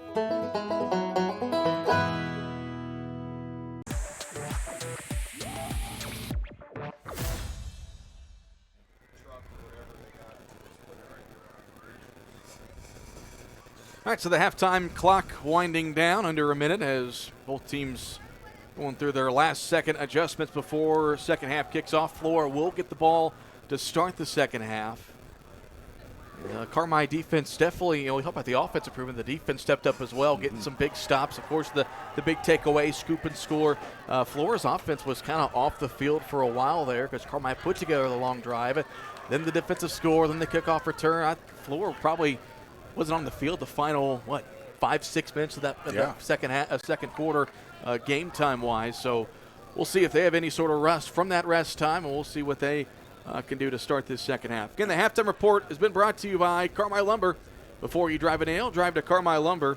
Rush Appliance, family owned and operated, fast and friendly service in Carmi and Fairfield.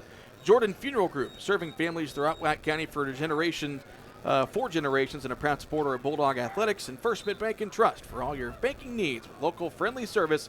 Count on First Mid on Main in Carmi.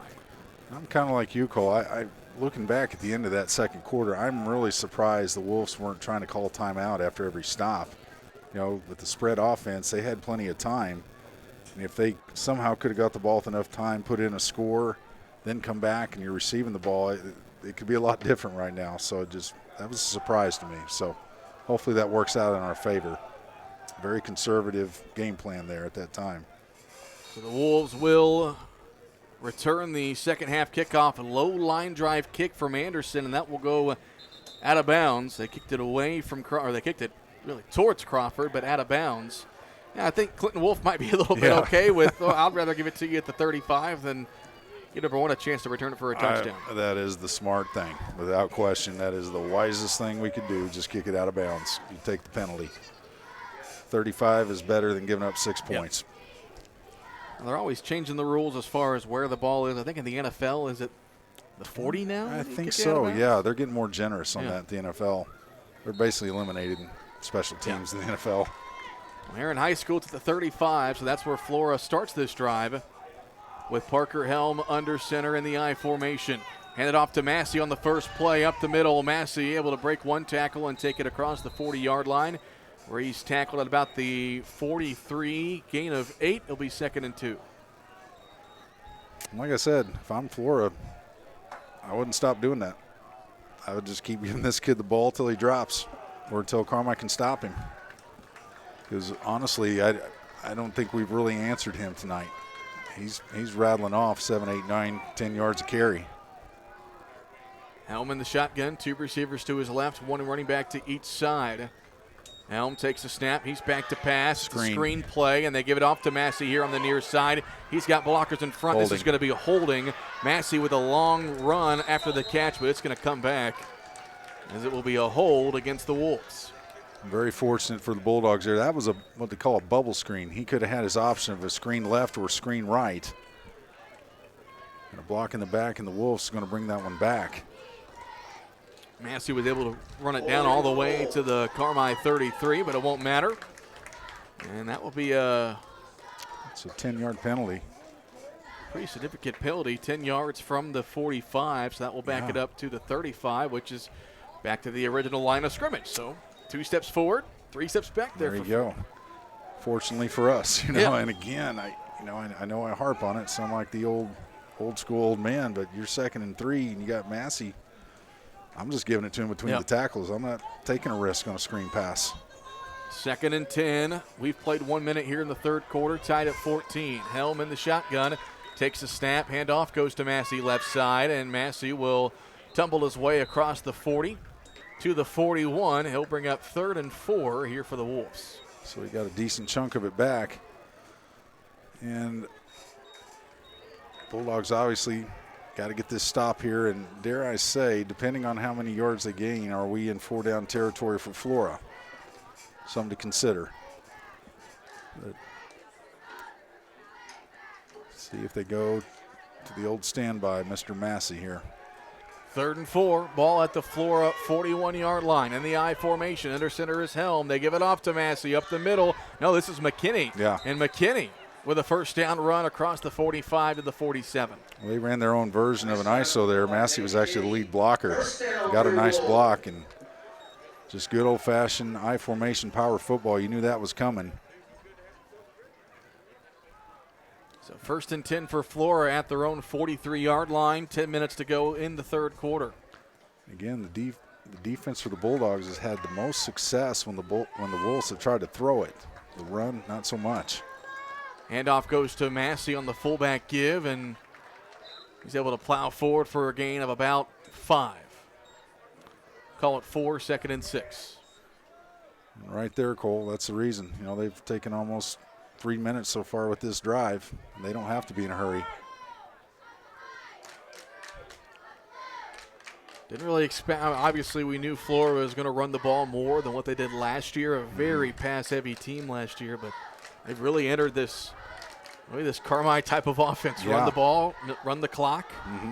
That's a false start. As the right tackle was going to go take out Cole Evans at middle linebacker, but the ball hadn't been snapped yet. The Wolves have been their own worst enemy tonight, really. Kind of some penalties at critical times.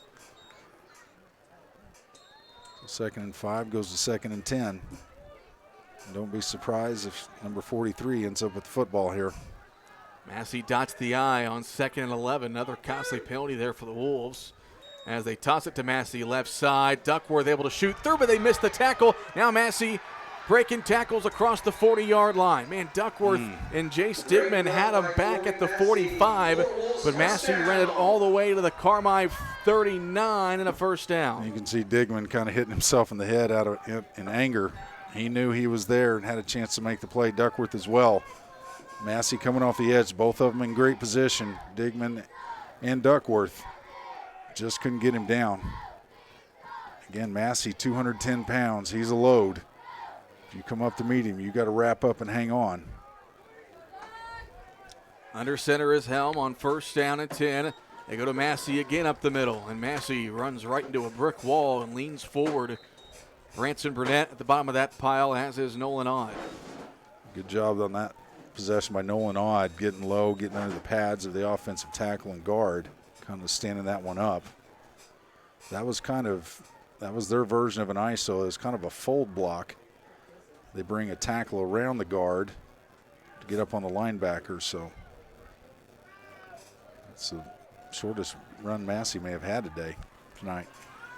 2nd down and 6 for the Wolves. They've burned 4 minutes of clock on this drive to start the second half. There's a toss to Massey, and a beautiful play by Jazz Duckworth, shooting through and making the tackle behind the original line of scrimmage. Going to be 3rd and long here for the Wolves. Well, he made up for the last play, and you saw that jet motion, so you knew sweep was coming. That time Duckworth with the second chance got himself some redemption there and made the play. Every time the Wolves have brought that jet motion, they know a sweep is coming. That's how they scored on their first touchdown of the night. That time Duckworth snuffed it out. Let's see if we can get him 3rd and long here. 7.5 to go in the third. 3rd and 11. Helm under center. They move a man in motion. Helm, quick throw near side. It's going to be caught by Crawford on the near sideline. Crawford breaks a couple of tackles, and he's going to have a first down. And Carmi has missed way too many tackles tonight. Had plenty of defenders over there. You know, it was just a quick screen. You know, out there in the flats, the wide receiver lead blocker had locked onto our corner, but we had plenty of defenders over there. Just couldn't get him down. So you credit Crawford and some good blocking over there, but I mean, you're right, Cole. There was a convoy of Bulldogs over there. Couldn't get him down. Now first down, what should have been fourth down. 5 minutes gone here in this third quarter. Still on this opening second half drive for the Wolves. 1st and 10, Helm under center. He's going to throw it quickly over on the outside. That's Dugan who makes the catch. He's got blockers in front. Dugan down the sideline, and he's tackled out of bounds inside the 10, and they throw a flag at the end of the play. They're going to get Dakota Brown for a late tackle. Yeah, they definitely are. And they just caught us over there. No defender near the receiver over there. They were just giving us, we were giving them too big of a cushion. That was just easy pitch and catch. And that weak side of the formation, and just a good play call there. So after the penalty, which, you know, inside the 5 doesn't make that much of a difference, but they marked the football at the about 4.5-yard line. So 1st and goal for Flora, 6:45 to go in the third quarter. Helm under center. Handoff, Massey up the middle, keeping those legs moving, and forward progress did not get him in the end zone. He's down about the 2. So I'll call that a gain of about 4 there, I believe. Man, when he dots that I and he gets full head of steam. He is just a load. He's a kid that was a second-team all-conference running back last year as a sophomore. Yeah. 210 pounds at 5'11". I mean, he is compact. Big, strong legs. I mean, he's tough to bring down. 2nd and goal from the 2. They go back to Massey, and he's in the end zone. Touchdown, Flora. So the Wolves take almost 6 minutes of time off the clock to start this second half, and they cap it off with a 2-yard score from Cormac Massey. And like I said, Cole, the Wolves did what we're kind of thinking they might. They leaned heavy doses of Massey that drive, ate up almost 6 minutes. Combine it with one good screen pass, or not a screen pass, actually just, you know, quick out on a 3rd and long. Credit them for converting that, but heavy doses of Massey, and they're in the end zone. So they'll go for 2 for the first time tonight. And they line up in the power I. They give it off to Massey. And did he get in? He did not. He kind of got bent backwards, and he did not get in. So the Bulldogs, talk about 2-point play is going to be crucial in this game. They missed this one, but Flora able to drive down and take the lead. Six points on the drive. They lead 20-14 with 6:04 to go in the third quarter. We'll step aside for a 30-second break. This is Bulldog Football 97.3 WRUL. At the First National Bank, we're proud to be a part of this community, serving you with dedication and a smile. Our team is here to support you, offering financial solutions to meet your needs. Whether saving for your future, financing your dreams, or managing your everyday banking, we're here to help. Thank you for choosing the First National Bank. And as proud supporters of our local teams, we wish you the best of luck this season. The First National Bank, your local bank, supporting our local athletes. Equal housing lender, member FDIC.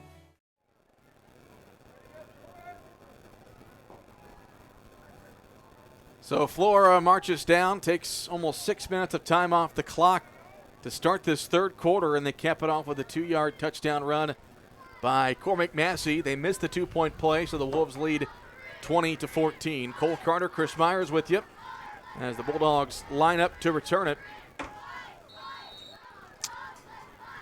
Defense, that was critical that they held them out on that conversion. Now the Bulldogs just have to do what they did in the second quarter. Just get back in their groove offensively and pound the football. Flora converted multiple 3rd and longs on that drive.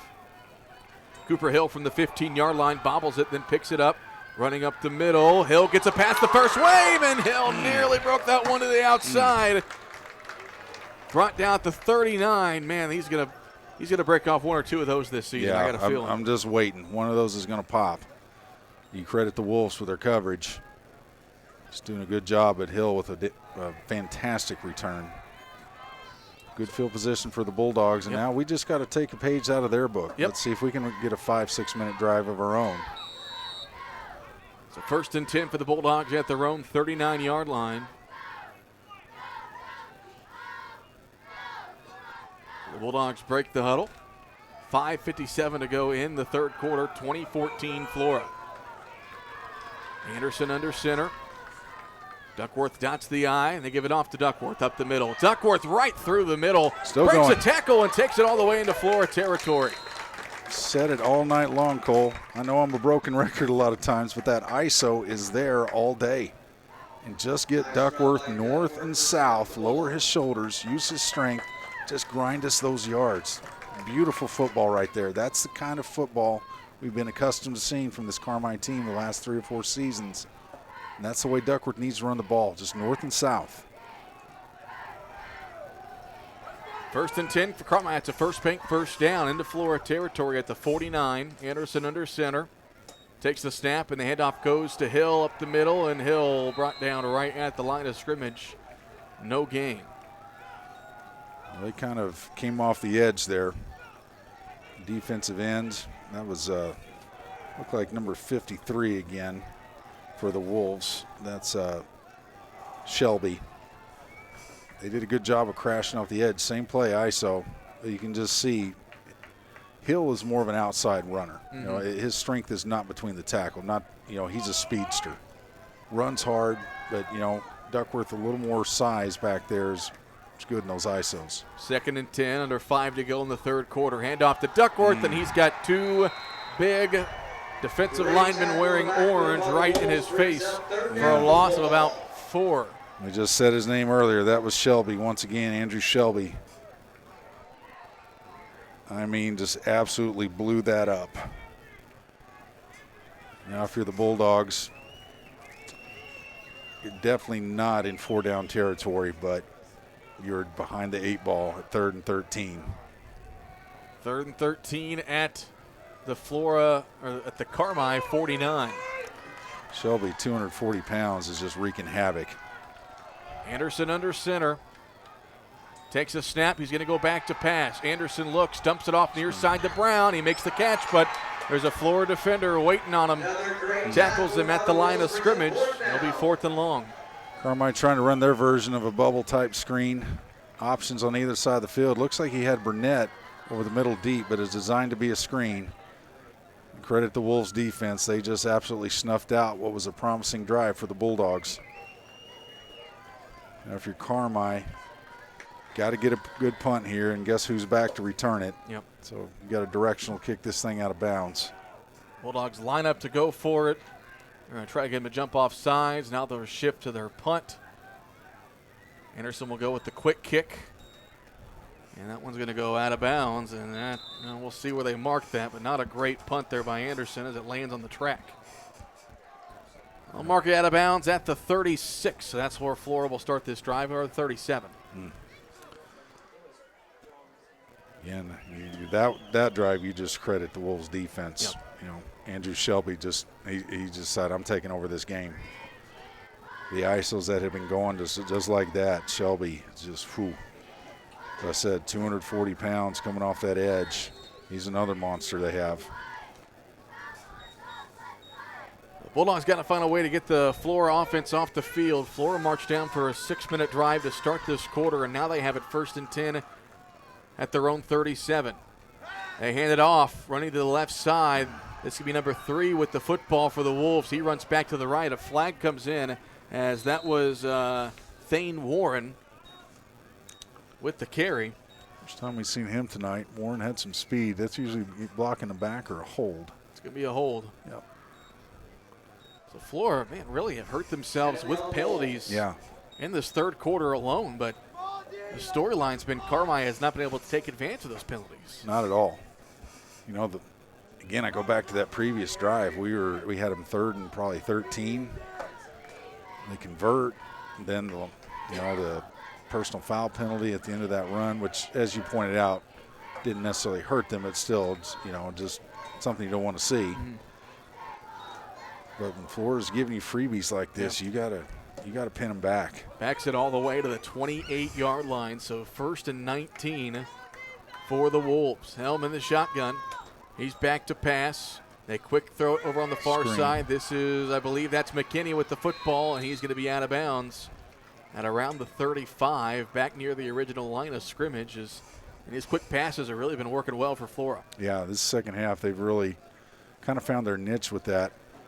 A lot of it is due to the depth. The defensive backs are playing so far off the line of scrimmage, just a quick out is there. Carmi not wanting to concede the big play, the home run. So you notice our corners are about 10 yards off the line of scrimmage.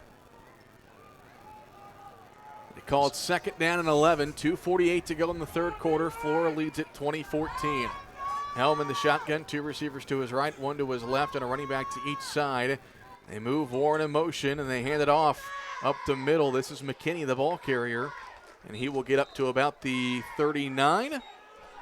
It'll be 3rd and about 8 here for the Wolves.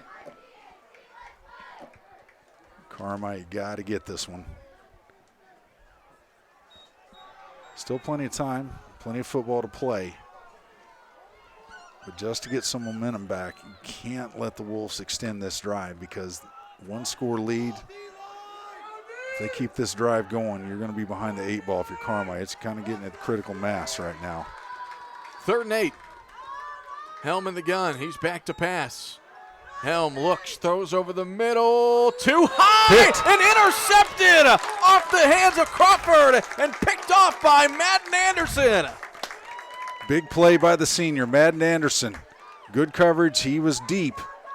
He was playing way off the line of scrimmage, and I saw that Crawford ran just kind of a slant pattern, about a 10-yard across the middle. Sometimes they call it a post pattern.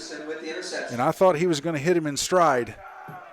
But that pass from Helm just a little too long, a little too strong, and Anderson right there to make a big play. The second time that Helm has missed Crawford over the middle. Yeah. On that if he connects on that post-pattern pass. Yeah, if he connects on that, that might have been 6. So 1st and 10 for Carmi at their own 35-yard line. Anderson gives it off to Duckworth up the middle. Duckworth, nice run. He spins away from one tackler. Look at Jazz Duckworth move those feet all the way near midfield. And that's a first down for the Bulldogs. You heard me say when Flora had the ball, if I'm Flora, I'm giving Massey the ball every time. I'm going to do the same with Duckworth right now. If I'm Coach Wolf, when he's coming off the field for a breather, I'm going to give that young man the ball till he can't breathe. He has been a man on a mission tonight running that football.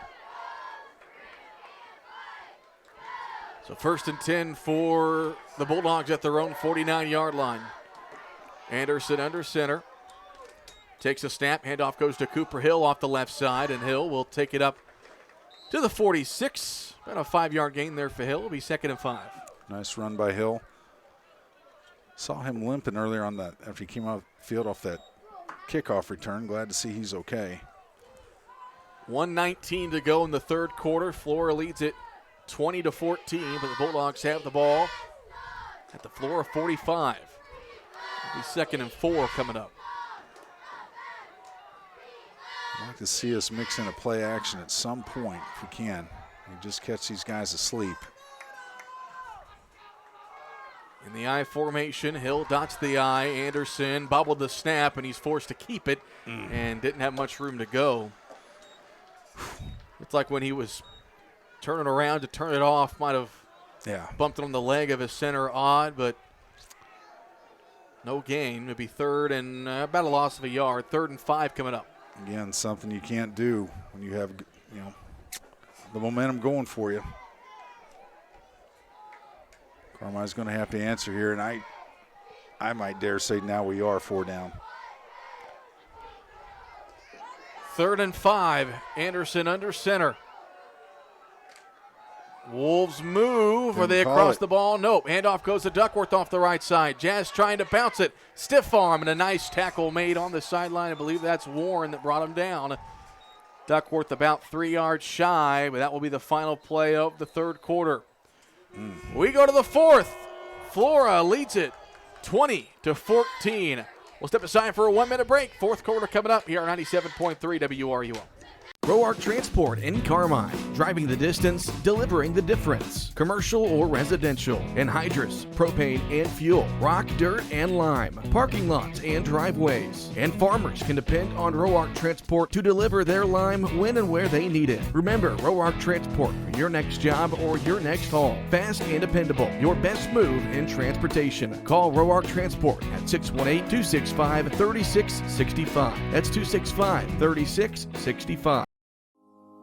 Hi, Bulldog fans. This is Kyle Hosick, your local country financial representative serving all of White County with offices in Carmi and now Enfield. My business's core values focus on educating our current and future clients on current market trends while operating with the utmost integrity and providing a level of service excellence you won't find anywhere else. I want to wish all the athletes and coaches a safe and winning season. Come see me, Kyle Hosick, at one of our office locations and see why my team is different. Come experience more. Come experience excellence.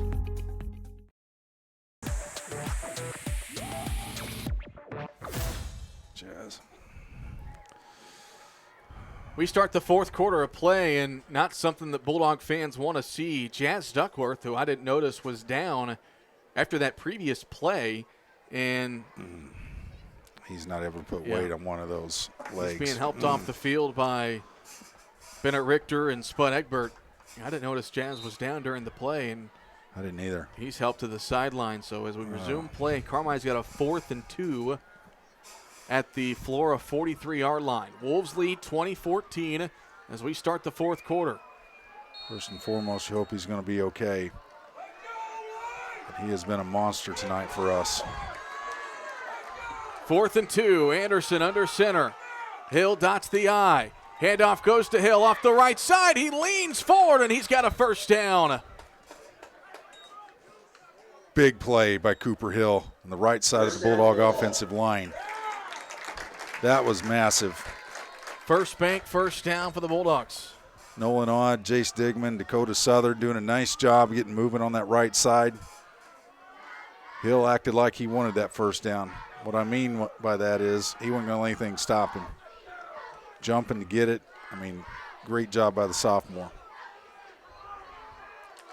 Anderson under center on first down and 10. Ball at the Flora 40-yard line. Bulldogs trail by 6.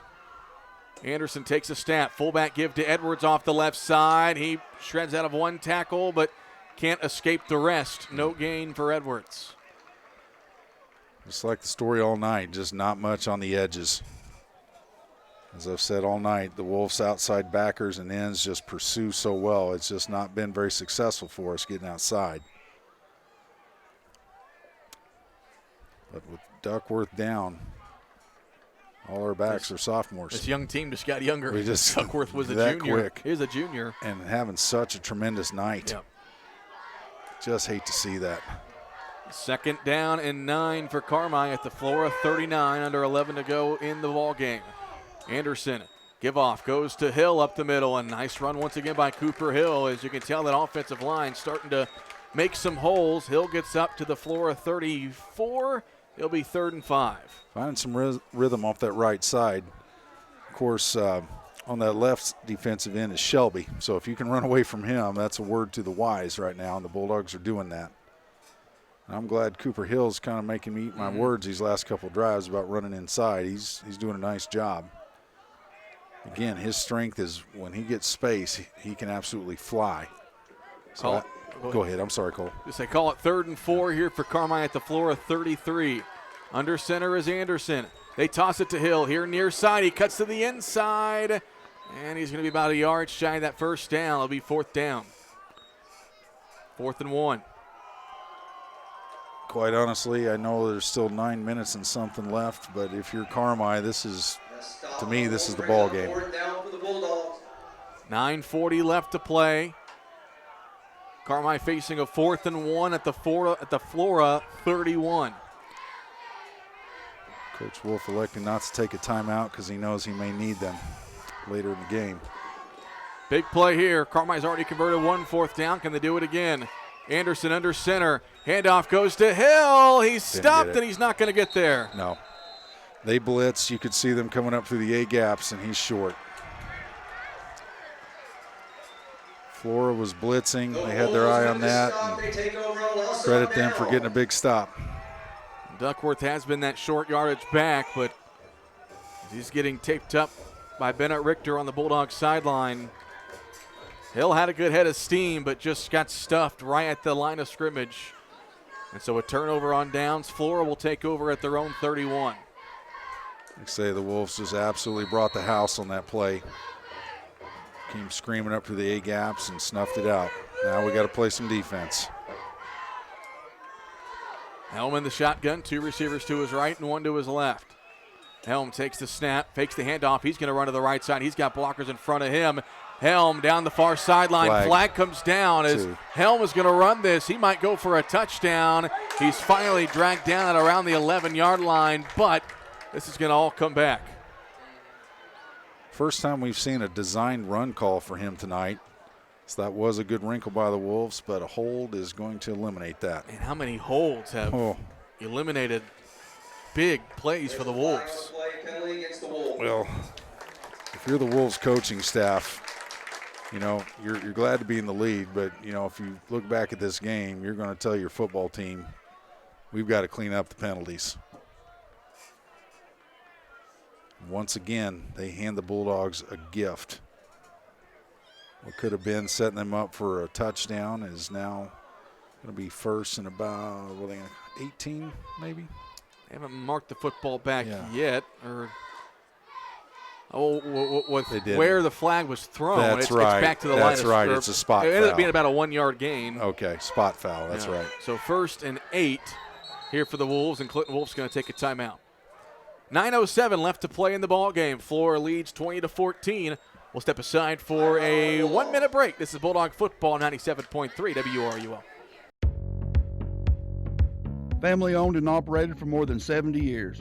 Rush Appliance and Furniture stands the test of time. We have a large selection of in-stock furniture and appliances for every room in your home, grills and smokers, and an unmatched dedication to superior service. This is Sean Rush inviting you to visit me in Fairfield or my dad Terry in Carmi, where we can help you furnish every room in your house with superb service after the sale.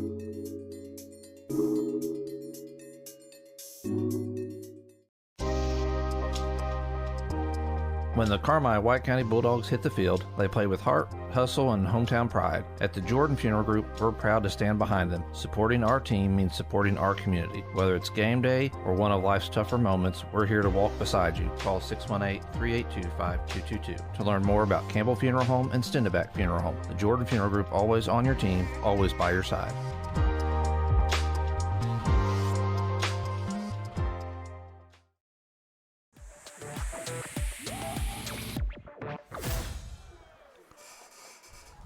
First down here for Flora. Play action as Helm's going to run to the left side, puts a foot in the ground and cuts back to the right. And the Bulldogs are all over him, but they can't bring him down. Helm still running, and he's finally brought down back at the 30-yard line.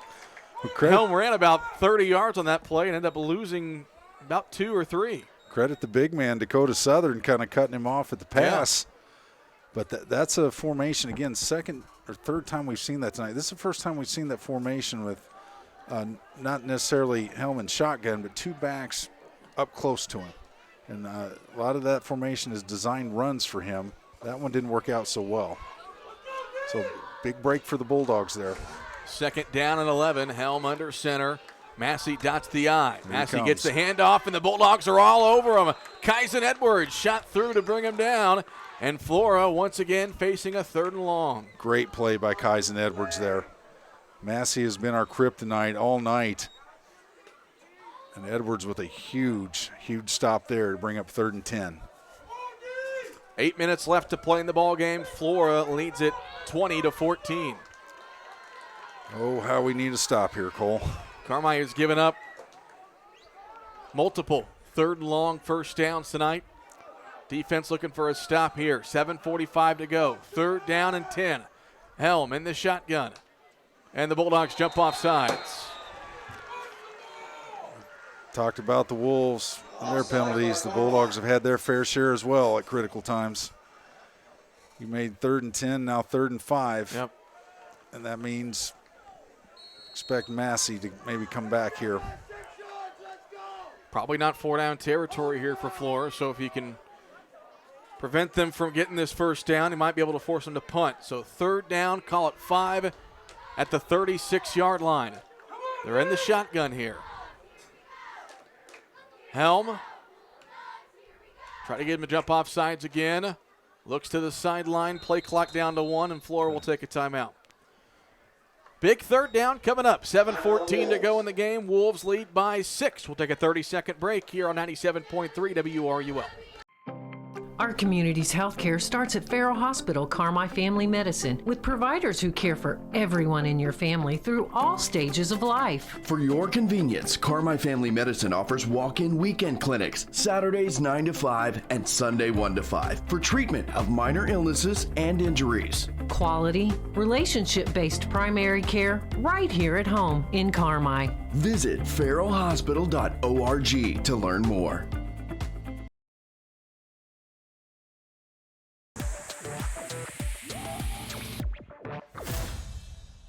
7:14 left to go in the ball game. Flora leads it 20-14, and they've got a 3rd and 5 at their own 36-yard line. There was just 3rd and 10, but the Bulldogs jumped off sides to make this 3rd and 5, and you could argue play of the night so far right here. Absolutely. You know, and I think it just depends. Obviously, worst case for the Bulldogs, Wolves get a first down. If it's 4th and short, I honestly think they will go for it, knowing that they got plenty of clock they can eat. But let's see what we get. It's Massey coming at us. In the eye, Massey dots the eye. Helm under center. Takes the snap. They toss it to Massey over on the right side. He turns upfield. He's got a first down and plenty more into Bulldog territory over on the far side of the field to the 47-yard line. First down, Flora. We haven't seen him toss it to him much tonight because he's just pounded it between the tackles, but he got the edge. To me, that's just a no-brainer who you're going to give it to when you need that first down. And that's a backbreaker for the Bulldogs. So now that clock is definitely our enemy. Mm-hmm. 1st and 10, ball at the Carmi 48-yard line. Helm under center. Takes the snap, handoff goes. This is McKinney up the middle, and McKinney will follow his blocks up to the 42-yard line. Gain of about 5. Now if you're Flora, you really don't have to get out of this I formation. You can really just call the same type of run plays. You can run this play clock down as low as you want. Bulldogs have 2 timeouts left. They got to keep them in their back pocket as long as they can. Ends up being a gain of 7. It'll be 2nd and 3. Ball at the Carmi 41. Flora up by 6 with 6 minutes to go. Helm in the shotgun. He takes the snap. They run the option to the right side. They pitch it to Massey, and a nice play by Lex Day coming up to make the tackle. I think Massey about a yard or 2 shy of the first down. 3rd down and 1 coming up for the Wolves. Very nice play by Day. Limited Massey to a yard, but again, not trying to play press box coach here, Cole, but you know, I don't know if I'm worrying about option tosses to Massey. I'm just turning and handing it to him. Mm-hmm. 5.5 to go. Flora up 20-14, 3rd and 1 at the Carmi 39. Helm under center. Quarterback sneak. He's going to have that easily for a Flora first down.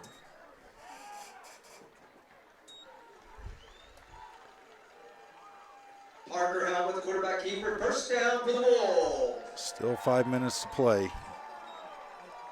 Just plain and simple.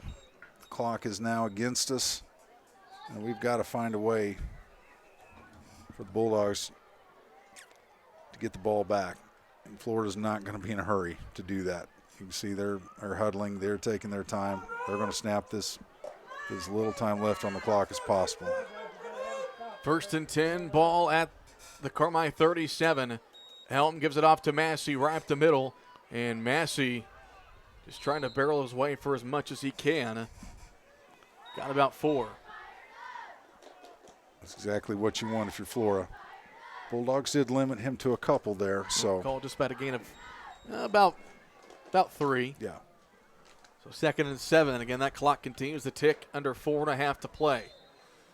You got to think, Chris, and we got a timeout. If it's an injury. Dakota Souther jogging to the sideline. Yeah. Let's see. I wonder if it's something equipment related, blood maybe. Yeah, I think so. He's heading towards Bennett Richter to get taped up. They should start the clock immediately after that. Yep, they will. So you got to think, Chris, even if Carmi does get the ball back at some point in this fourth quarter, not going to have much time to work with. No. And with passing not being our strength, it's going to have to be these next couple downs that we have to stop them. As you can see, Flora's got 22 seconds on the play clock, and they're not even going to attempt to snap they reset that play clock when Souther ran off the field, so that just gave Flora more time to kill. Right. Helm under center. Takes a snap. They toss it here to McKinney on the near side. McKinney looking to bounce it, and we got a flag down as Cooper Hill and Branson Burnett in on the tackle. Now, if this is against Flora, that could be big. Absolutely. It is going to be a hold against the Wolves. Wow. So that's going to be it's a spot foul. He wouldn't be on the line of scrimmage on that, so this should be about 2nd and 17. Another bad sign for Carmi. Cooper Hill is being checked out. That might just be a cramp. I think, just a cramp. I think so. Yeah, he's doing bending his toe back, so. That will stop the clock. Now, does Carmi have to use a timeout with the injury? That's the question here. Bulldogs only have 2 left. Hopefully not. As they march the football back after the holding penalty. That will put the ball at the 46. So it's going to be 2nd down and about 20 when Flora snaps this football. And you got to get out. You got to get off the field here if you're Carmine on these next 3 plays. Yeah, it is 2nd and 19. If you just limit them to a minimal game here, if it's 3rd and long, I don't know if they are going to put the ball in the air. If you're Flora, you can't really, because you don't want to stop the clock. So, I think they're going to be forced to run plays no matter what. So do you consider, okay, well, this is just 2nd down. If you get the stop on 3rd down and it's 3rd and long, you consider using a timeout? Maybe.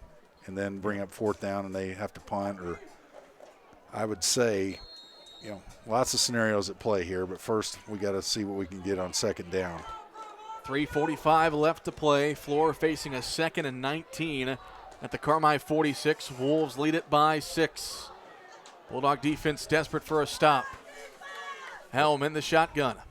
He takes a snap. He's going to go look to pass. They set up a screen to Massey on the right side, and Massey, ball comes out. Ball comes out. Flora able to recover it, but we do have a flag near the tackle, and this might be against Carmi on the tackle.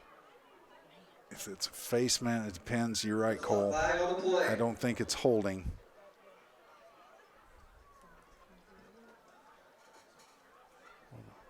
They are backing the Wolves up. They are. Yeah. It is holding. Is that against Flora? Yeah, they are backing them up. Yeah. Yeah. Against Flora. Wow. Well, if you decline it here, then it's 3rd and 19. You may not accept this one. That might be what Clinton Wolf's saying. Yeah, you may go ahead and decline this. Nope. No, he'll take it. He'll take the yardage. And then that's the flip side. Take the field position. Either one isn't a bad decision. Right. Can't go wrong either way, but backing them up further. And now you've definitely got to find a way to get off the field here on 2nd and 26. And again, you got 2 timeouts, and I think that might be what Wolf's thinking. I can use my timeouts after these plays if I need to. Give us some extra field position as well. 3:18 to go.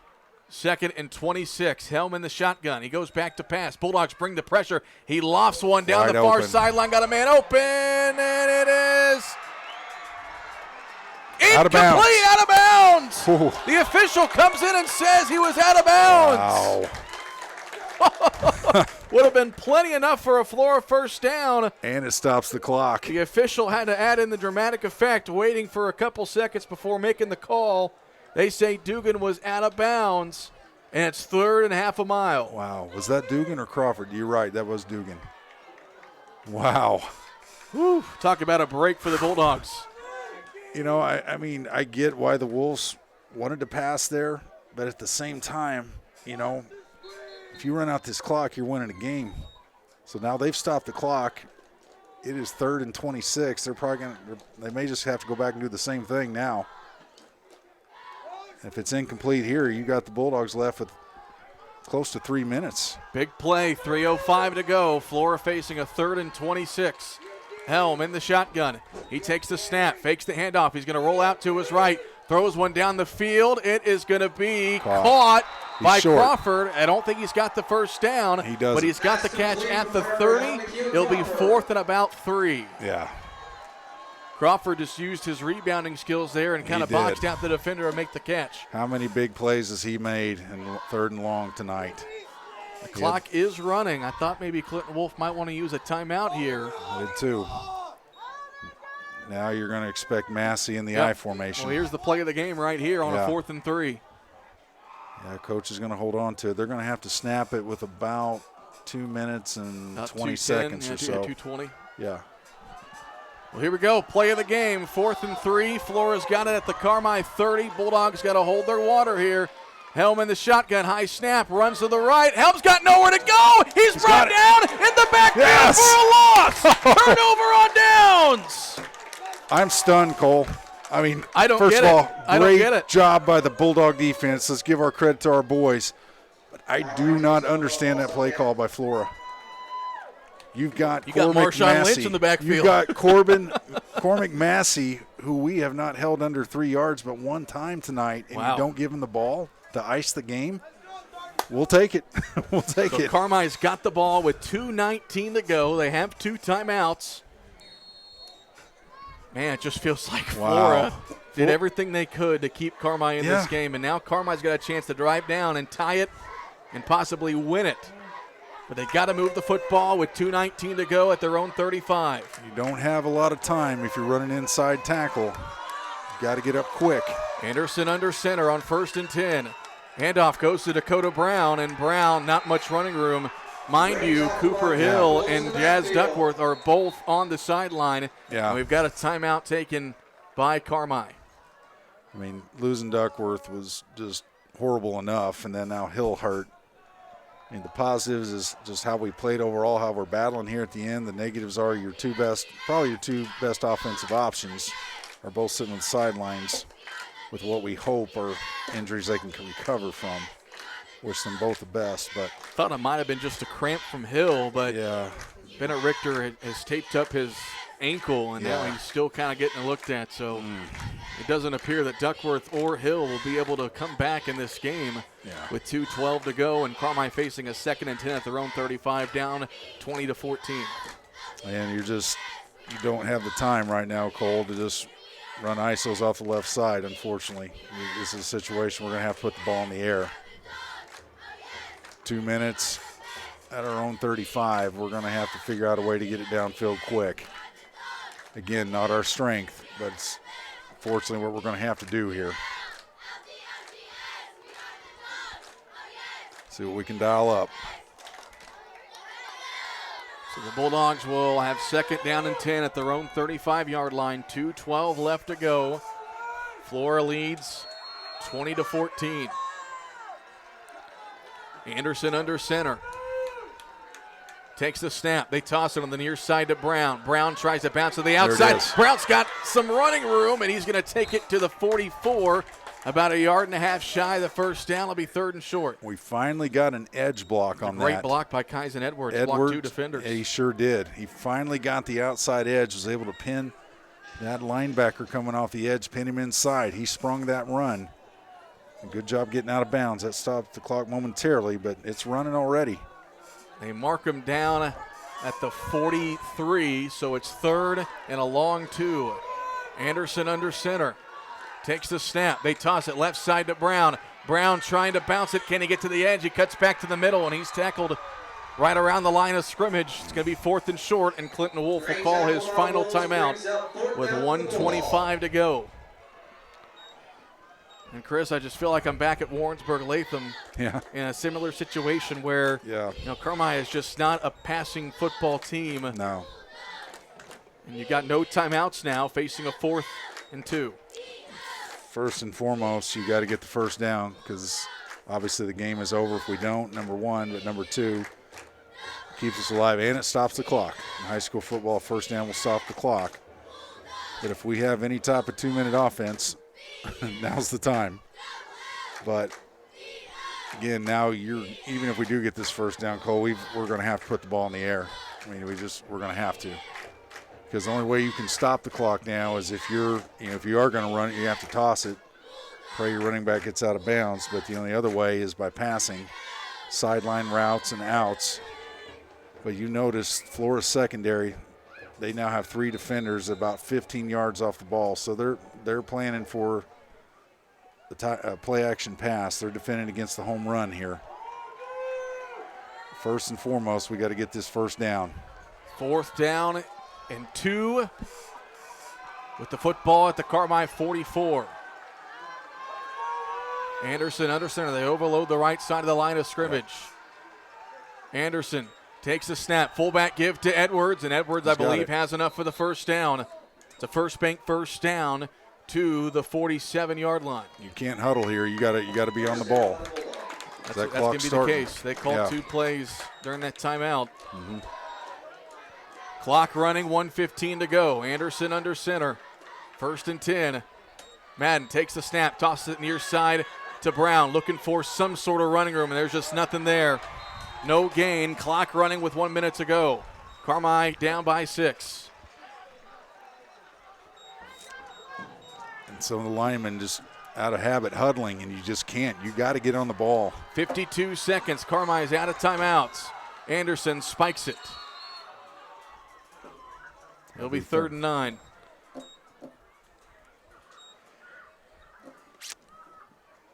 Again, you gotta dial up a pass here at some point. You have to. I'm sure that's what Coach Wolf's telling them. You're gonna have to put this in the air with 48 seconds and half the field to go. Front 7, the front 8 are up there defending the run, but again, see the depth that the secondary has, the corners, and the one single safety. I believe that is Crawford back there deep, so he's going to be back there to prevent any kind of, Yeah, I think Flora is going to take a timeout. Nope, delay a game. Yeah. Delay a game. Carmi let the play clock get away. Yeah. And so a 3rd and 9 is going to go to a 3rd and 14 with 48 seconds left to go. Anderson under center on 3rd down. He's going to go back to pass. Got pressure right in his face. Throws over the middle. That is caught by Dakota Brown for a first down. What a catch! Are they going to mark him short or they're going to give it? They Anderson gave it. Down back where he threw the football. They're going to stop the clock. Man, Madden got laid out. Oh. What a throw and what a catch for a first down. He had Shelby coming at him like a freight train, and credit the senior for standing in there, showing guts, taking that hit, and I hope he's going to get up. Carmi It's tough. Cannot afford any more injuries because now you've got Dakota Brown that's going to be the backup quarterback. Yeah, you hope he just got the wind knocked out of him. That is a tough kid. That was gutsy. He knew he was going to take that hit, stood in there and threw it. What a catch. And they missed a face mask, Cole, on that tackle. The Wolves defender had our receiver by the face mask. That could have tacked on another 15, but they missed it. I think you're right about Anderson getting the wind knocked out of him, but he'll probably be forced to come out for a play. Yeah, that'll be the rule. That is the rule in high school. And so he'll come to the sideline, and now you're really scrambling here with a backup quarterback in Dakota Brown. Clock is running now at 35 seconds, and Brown will go back to pass. He's got pressure in his face. He's got to throw it away. He gets grabbed by the face mask. They're going to call it. The Branson Burnett who makes the catch. They're going to call that. Yeah, that is crazy a face mask. Football, and this is going to help Carmi. 24 seconds. The clock is stopped. There's I believe it's going to be a face mask against the Wolves. Personal foul, face mask. And it is. Without question. So that will be from the line of scrimmage. Unbelievable. Well, how about Brown bobbles the snap. Yeah. Thought he was just going to spike it at first. Then he takes off running. You're thinking, oh, my, he's going to get sacked for a 20-yard loss. And here's what people forget. Brown hadn't taken a snap all night. There is no time to come over and take practice snaps. He has to go in there cold. Anderson back in the game here, 24 seconds. First down and 10 at the Flora 26. They start the clock. Anderson under center. Going to go back to pass. Madden looking, throwing it over the middle, incomplete. Miscommunication with his receivers. Yeah. I think he was expecting, trying to do my numbers straight here, I think he was expecting Kieber over the middle there. You're right. And then he had to also throw it out of desperation because he had heat coming right at him. 19 seconds to go. 2nd and 10, ball at the Flora 26. Bulldogs trail by 6. Anderson under center. Takes the snap. Madden back to pass. Madden throws over the middle. Intercepted. Gage Dugan with the pick. And the Wolves will win it. You have to credit these teams' heart, though, here at the end, Cole. They really battled. Receiver in the area just overthrown. The Wolves were playing on the goal line. They had all their defenders back. It was going to be tough to complete that regardless. This team really battled tonight, had their chances, just mistakes at the wrong time, but the 4 Wolves gave us a lot of opportunities there at the end.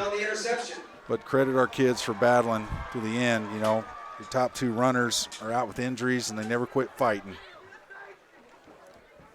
So one thing we talked about, how these kids responded. Even though this isn't going to work out in their favor, they responded well tonight.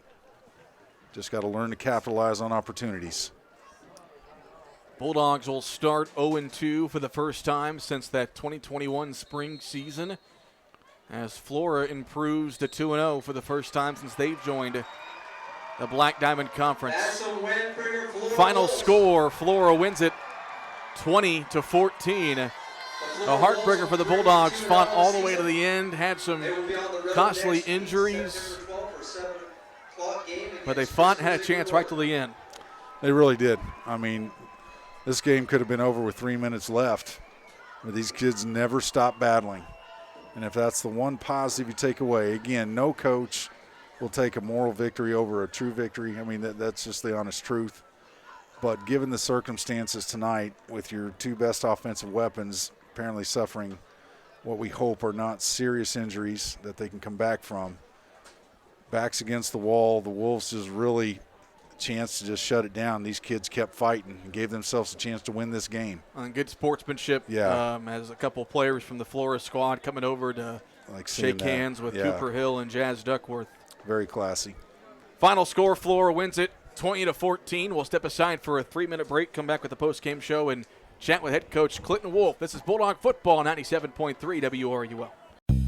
Little Giant Grocery Outlet is keeping score. Every spike, every touchdown, every bucket all year long. And every product you pick up at your favorite local grocer is also priced to help you stretch your dollar. That's the secret to success at Little Giant. Carefully hunting for the best deals so you can stock your fridge and pantry for less. Shop Little Giant, where the giant stands high in the sky. 7 days a week, 7 to 7.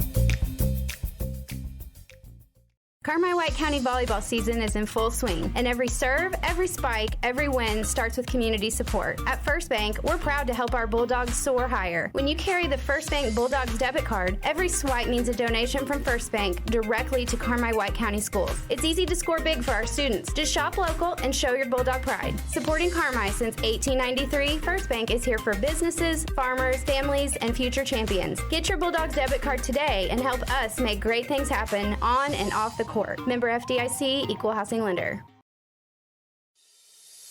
Wabash General Hospital Athletic Training and Sports Medicine teams welcome you back to school and sports. Wabash General Hospital proudly serves 13 high schools and 3 junior colleges and is proud to build strong community relationships with area schools and organizations to provide high-quality health care to young people. Learn more by visiting wabashgeneral.com.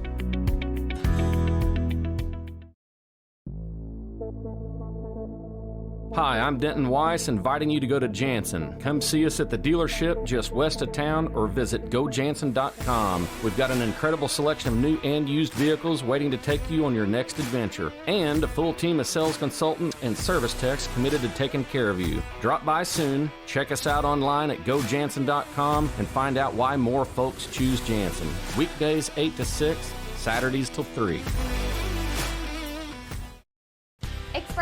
Auto Mall in Mount Vernon, Indiana, where 3 powerhouse dealerships bring you 7 top brands. With over 1,000 vehicles to choose from. Expressway Chevy has a full line of Chevy and GMC vehicles, combining strength and style. Expressway Jeep has what you want, from tough Ram trucks to adventurous Jeeps. Expressway Ford has an iconic lineup of tough and reliable Ford trucks and SUVs. All this in one convenient location, Expressway Auto Mall, Mount Vernon, Indiana.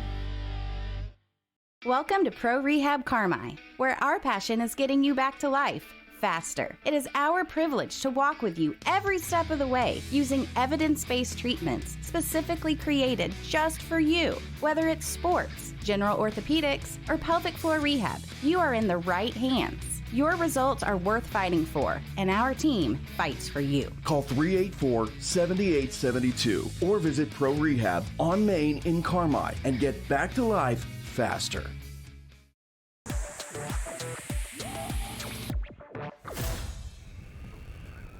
Final score, Bulldogs fall tonight to Flora, 20-14. The Bulldogs fall to 0-2 as the Wolves improve to 2-0. The postgame show is brought to you by Roark Transport, hauling fuel, rock, grain, and more to help our community grow. Call 618-265-3665 for more. As head coach Clinton Wolf is making his way up here to the press box. And, Coach, a heartbreaker, but, man, you guys fought all the way to the end. Yeah, what a battle. What a battle. You know, I'm super proud of our guys.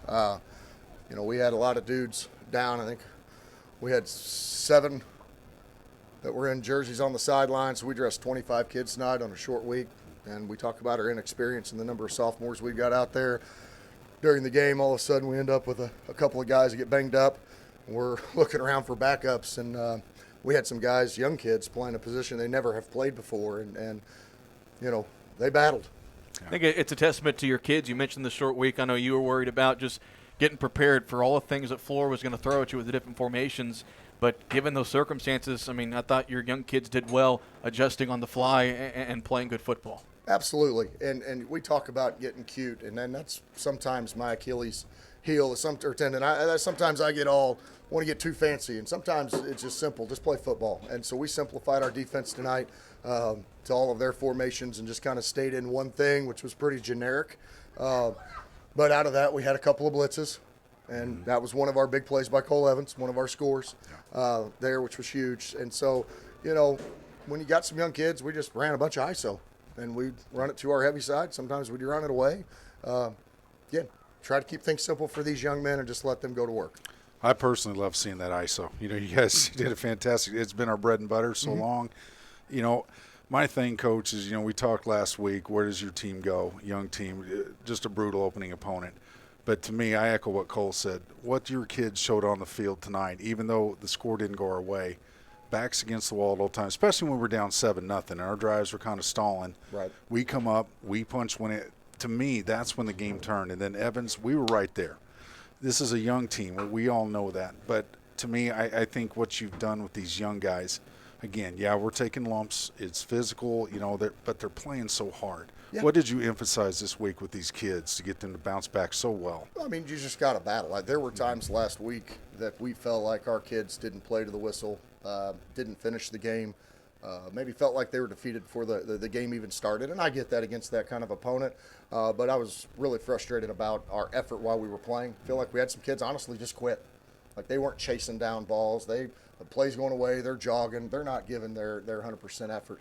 And, you know, it's something we were going to address in a normal week, but all of a sudden you get thrown out here, and the last thing you want to do is get your young kids' daubers down on a Tuesday or Wednesday, and all of a sudden they think, hey, coach doesn't think I'm very good. So we had 2 great weeks of practice.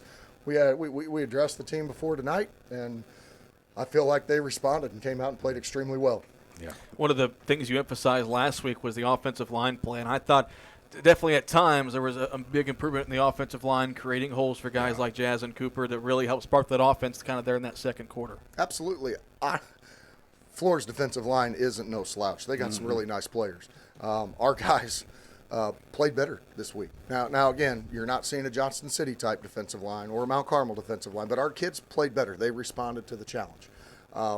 You know, there were times when they started blitzing, we weren't getting a hat on a hat, or we may have went to the wrong guy, and we can address that in film, and we can talk about that, and those are things we can correct. But all in all, I thought our offensive line play, when I talk about offensive line, we're talking about Branson Burnett, we're talking about Kaizen Edwards, when Cole comes in for him and blocks, like those blocker guys have done a lot better for us. Yes, no question. And, we're all obviously offensive line guys up here, but a young man that I felt just was coming into his own tonight was Jazz Duckworth. And you credit his line, but what I like that he did tonight, Coach, he's a strong kid. He's listed 150, but he's, just all muscle. And him lowering his shoulder, just the straight-ahead power running, I think that gave your offense the boost it needed. And once your line gets that confidence, we got a power back behind us. You guys were rolling. Absolutely. Just some unfortunate breaks. Ran behind his pads really well this week. And we once again, we talked about it. He's a junior, but he's never ran the ball in meaningful varsity minutes. We had Pollard last year.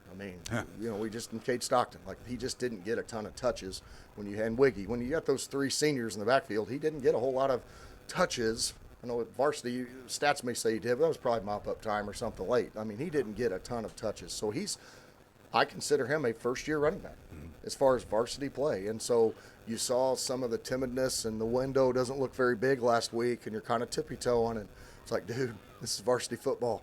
That's as big as a window's going to get. You're going to put your pad down, slip through, use your strength as you alluded to, and then get your eyes up and try to run over somebody and fall forward for 6, 7, 8, maybe bust one. And he did that tonight. You guys finally play at home next Friday after what's been just and just talk about just the weird start to the season. You have to move the scrimmage and move week 1. Now you're playing on a Thursday. And really, you're playing the two toughest teams in the Black Diamond out the gate week 1 and week 2. Oh, it's not easy. It's not easy on our staff from a preparation standpoint. It's not easy on our kids from a competitive standpoint when you have to go bang heads. And then, like I said, just the changes, getting thrown off your routine. You think the whole time, okay, hey, we get to open up Mount Carmel at home in this little controlled scrimmage. And then, hey, we got the best team coming to our house. Let's go. And then you find out, nope, going on the road. And then follow that up, we have to go on the road again, who I think is one of the top-tier teams in the league. And, all right, let's get geared up. And then you find out Tuesday, oh, hey, we're going to go play Thursday now. That's just testament to our kids and our staff just being resilient, bouncing back, and working their tails off. Yeah, and I would just conclude with this. I really believe, even though tonight didn't go our way, this team is going to gel at some point. I think what I see attitude, effort-wise tonight was fantastic. It's just unfortunate with the breaks we've had with some injuries and things. Hopefully we're going to get some kids back next week. I know we'll get hopefully Duckworth. You'll know more about that later. Never speculate. That's but makes me nervous. Your team, though, I think, if you can come out and get a solid win next week, you got Hamilton County coming to town. I think this is a point your team can still take off. I think we can go on a run here, and we're going to be a winning team. It's I believe that. Season. It's a 7-week season now. Let's go play 7 games and see where we're at. Absolutely. We're going to – these chapters are behind us. We're going forward. It's a 7-week season. We got Hamco one at a time. Let's go get them. There you go. Got the Foxes at home next Friday. What do we know about them? I haven't looked ahead. They got Miller. He's a stud. He's one of the best running backs in the league. Got to make sure we contain him. Don't have a ton of numbers this year. Their numbers are down. They don't have JV football this year, but that doesn't always matter when you got a dude like Miller running around. If they got any line play at all, it could be a long night. But we'll watch film. They play tomorrow, and we'll worry about that this weekend. Stop the counter. Thanks for your time, Coach. Talk to you next Friday. Guys, appreciate the coverage Coach. As always. Thanks for everything you guys do. That's head coach Clinton Wolf as the Bulldogs fall tonight.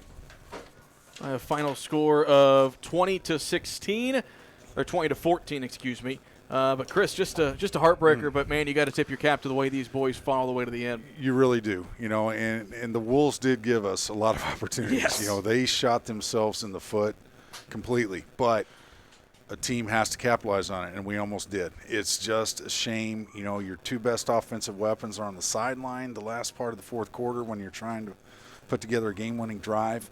But, for all intents and purposes, most of us, and, you had the sense maybe the 3.5 minutes to go in the game, 4 minutes, this thing may be over. Yep. But they kept battling. They took advantage of the mistakes the Wolves made, and these kids played with heart to the end. That's the encouraging part if you're Coach Clinton Wolf. I know it's frustrating with the injuries, with just, Flora converting first downs at critical times when we had them 3rd and long. But the bottom line is your team was still in a position to win, against probably what many people feel is probably the second best team in the conference this year, a team in Flora that's about to hit their stride, but still to come in here and take it down to the wire and battle, you have to be so proud of the effort with the Bulldogs. The thing is, now you just got to go. As Coach Wolf said, it's a 7-week season, still plenty of football to play. You got to regroup. We're finally back home. Take this same attitude, go into next Friday night, stop Braxton Miller, play good up front, and let's go get a win. Well, me and Chris will get some time off. We won't have a broadcast until next Friday when the Bulldogs again host Hamilton County for their first home game of the season. We appreciate those of you that listened all night long. We apologize for no YouTube stream tonight with the internet here in Flora. Hopefully in 2 years when we come back here, that's something they have fixed. But we'll have the full video replay of the game on the WRUL Sports YouTube channel first thing in the morning. Big thanks to Joby Wagner back at the WRUL studio. For Landon Elliott and the lovely Whitney Carter. For Chris Myers, I'm Cole Carter. Thanks for listening to Bulldog Football 97.3 WRUL.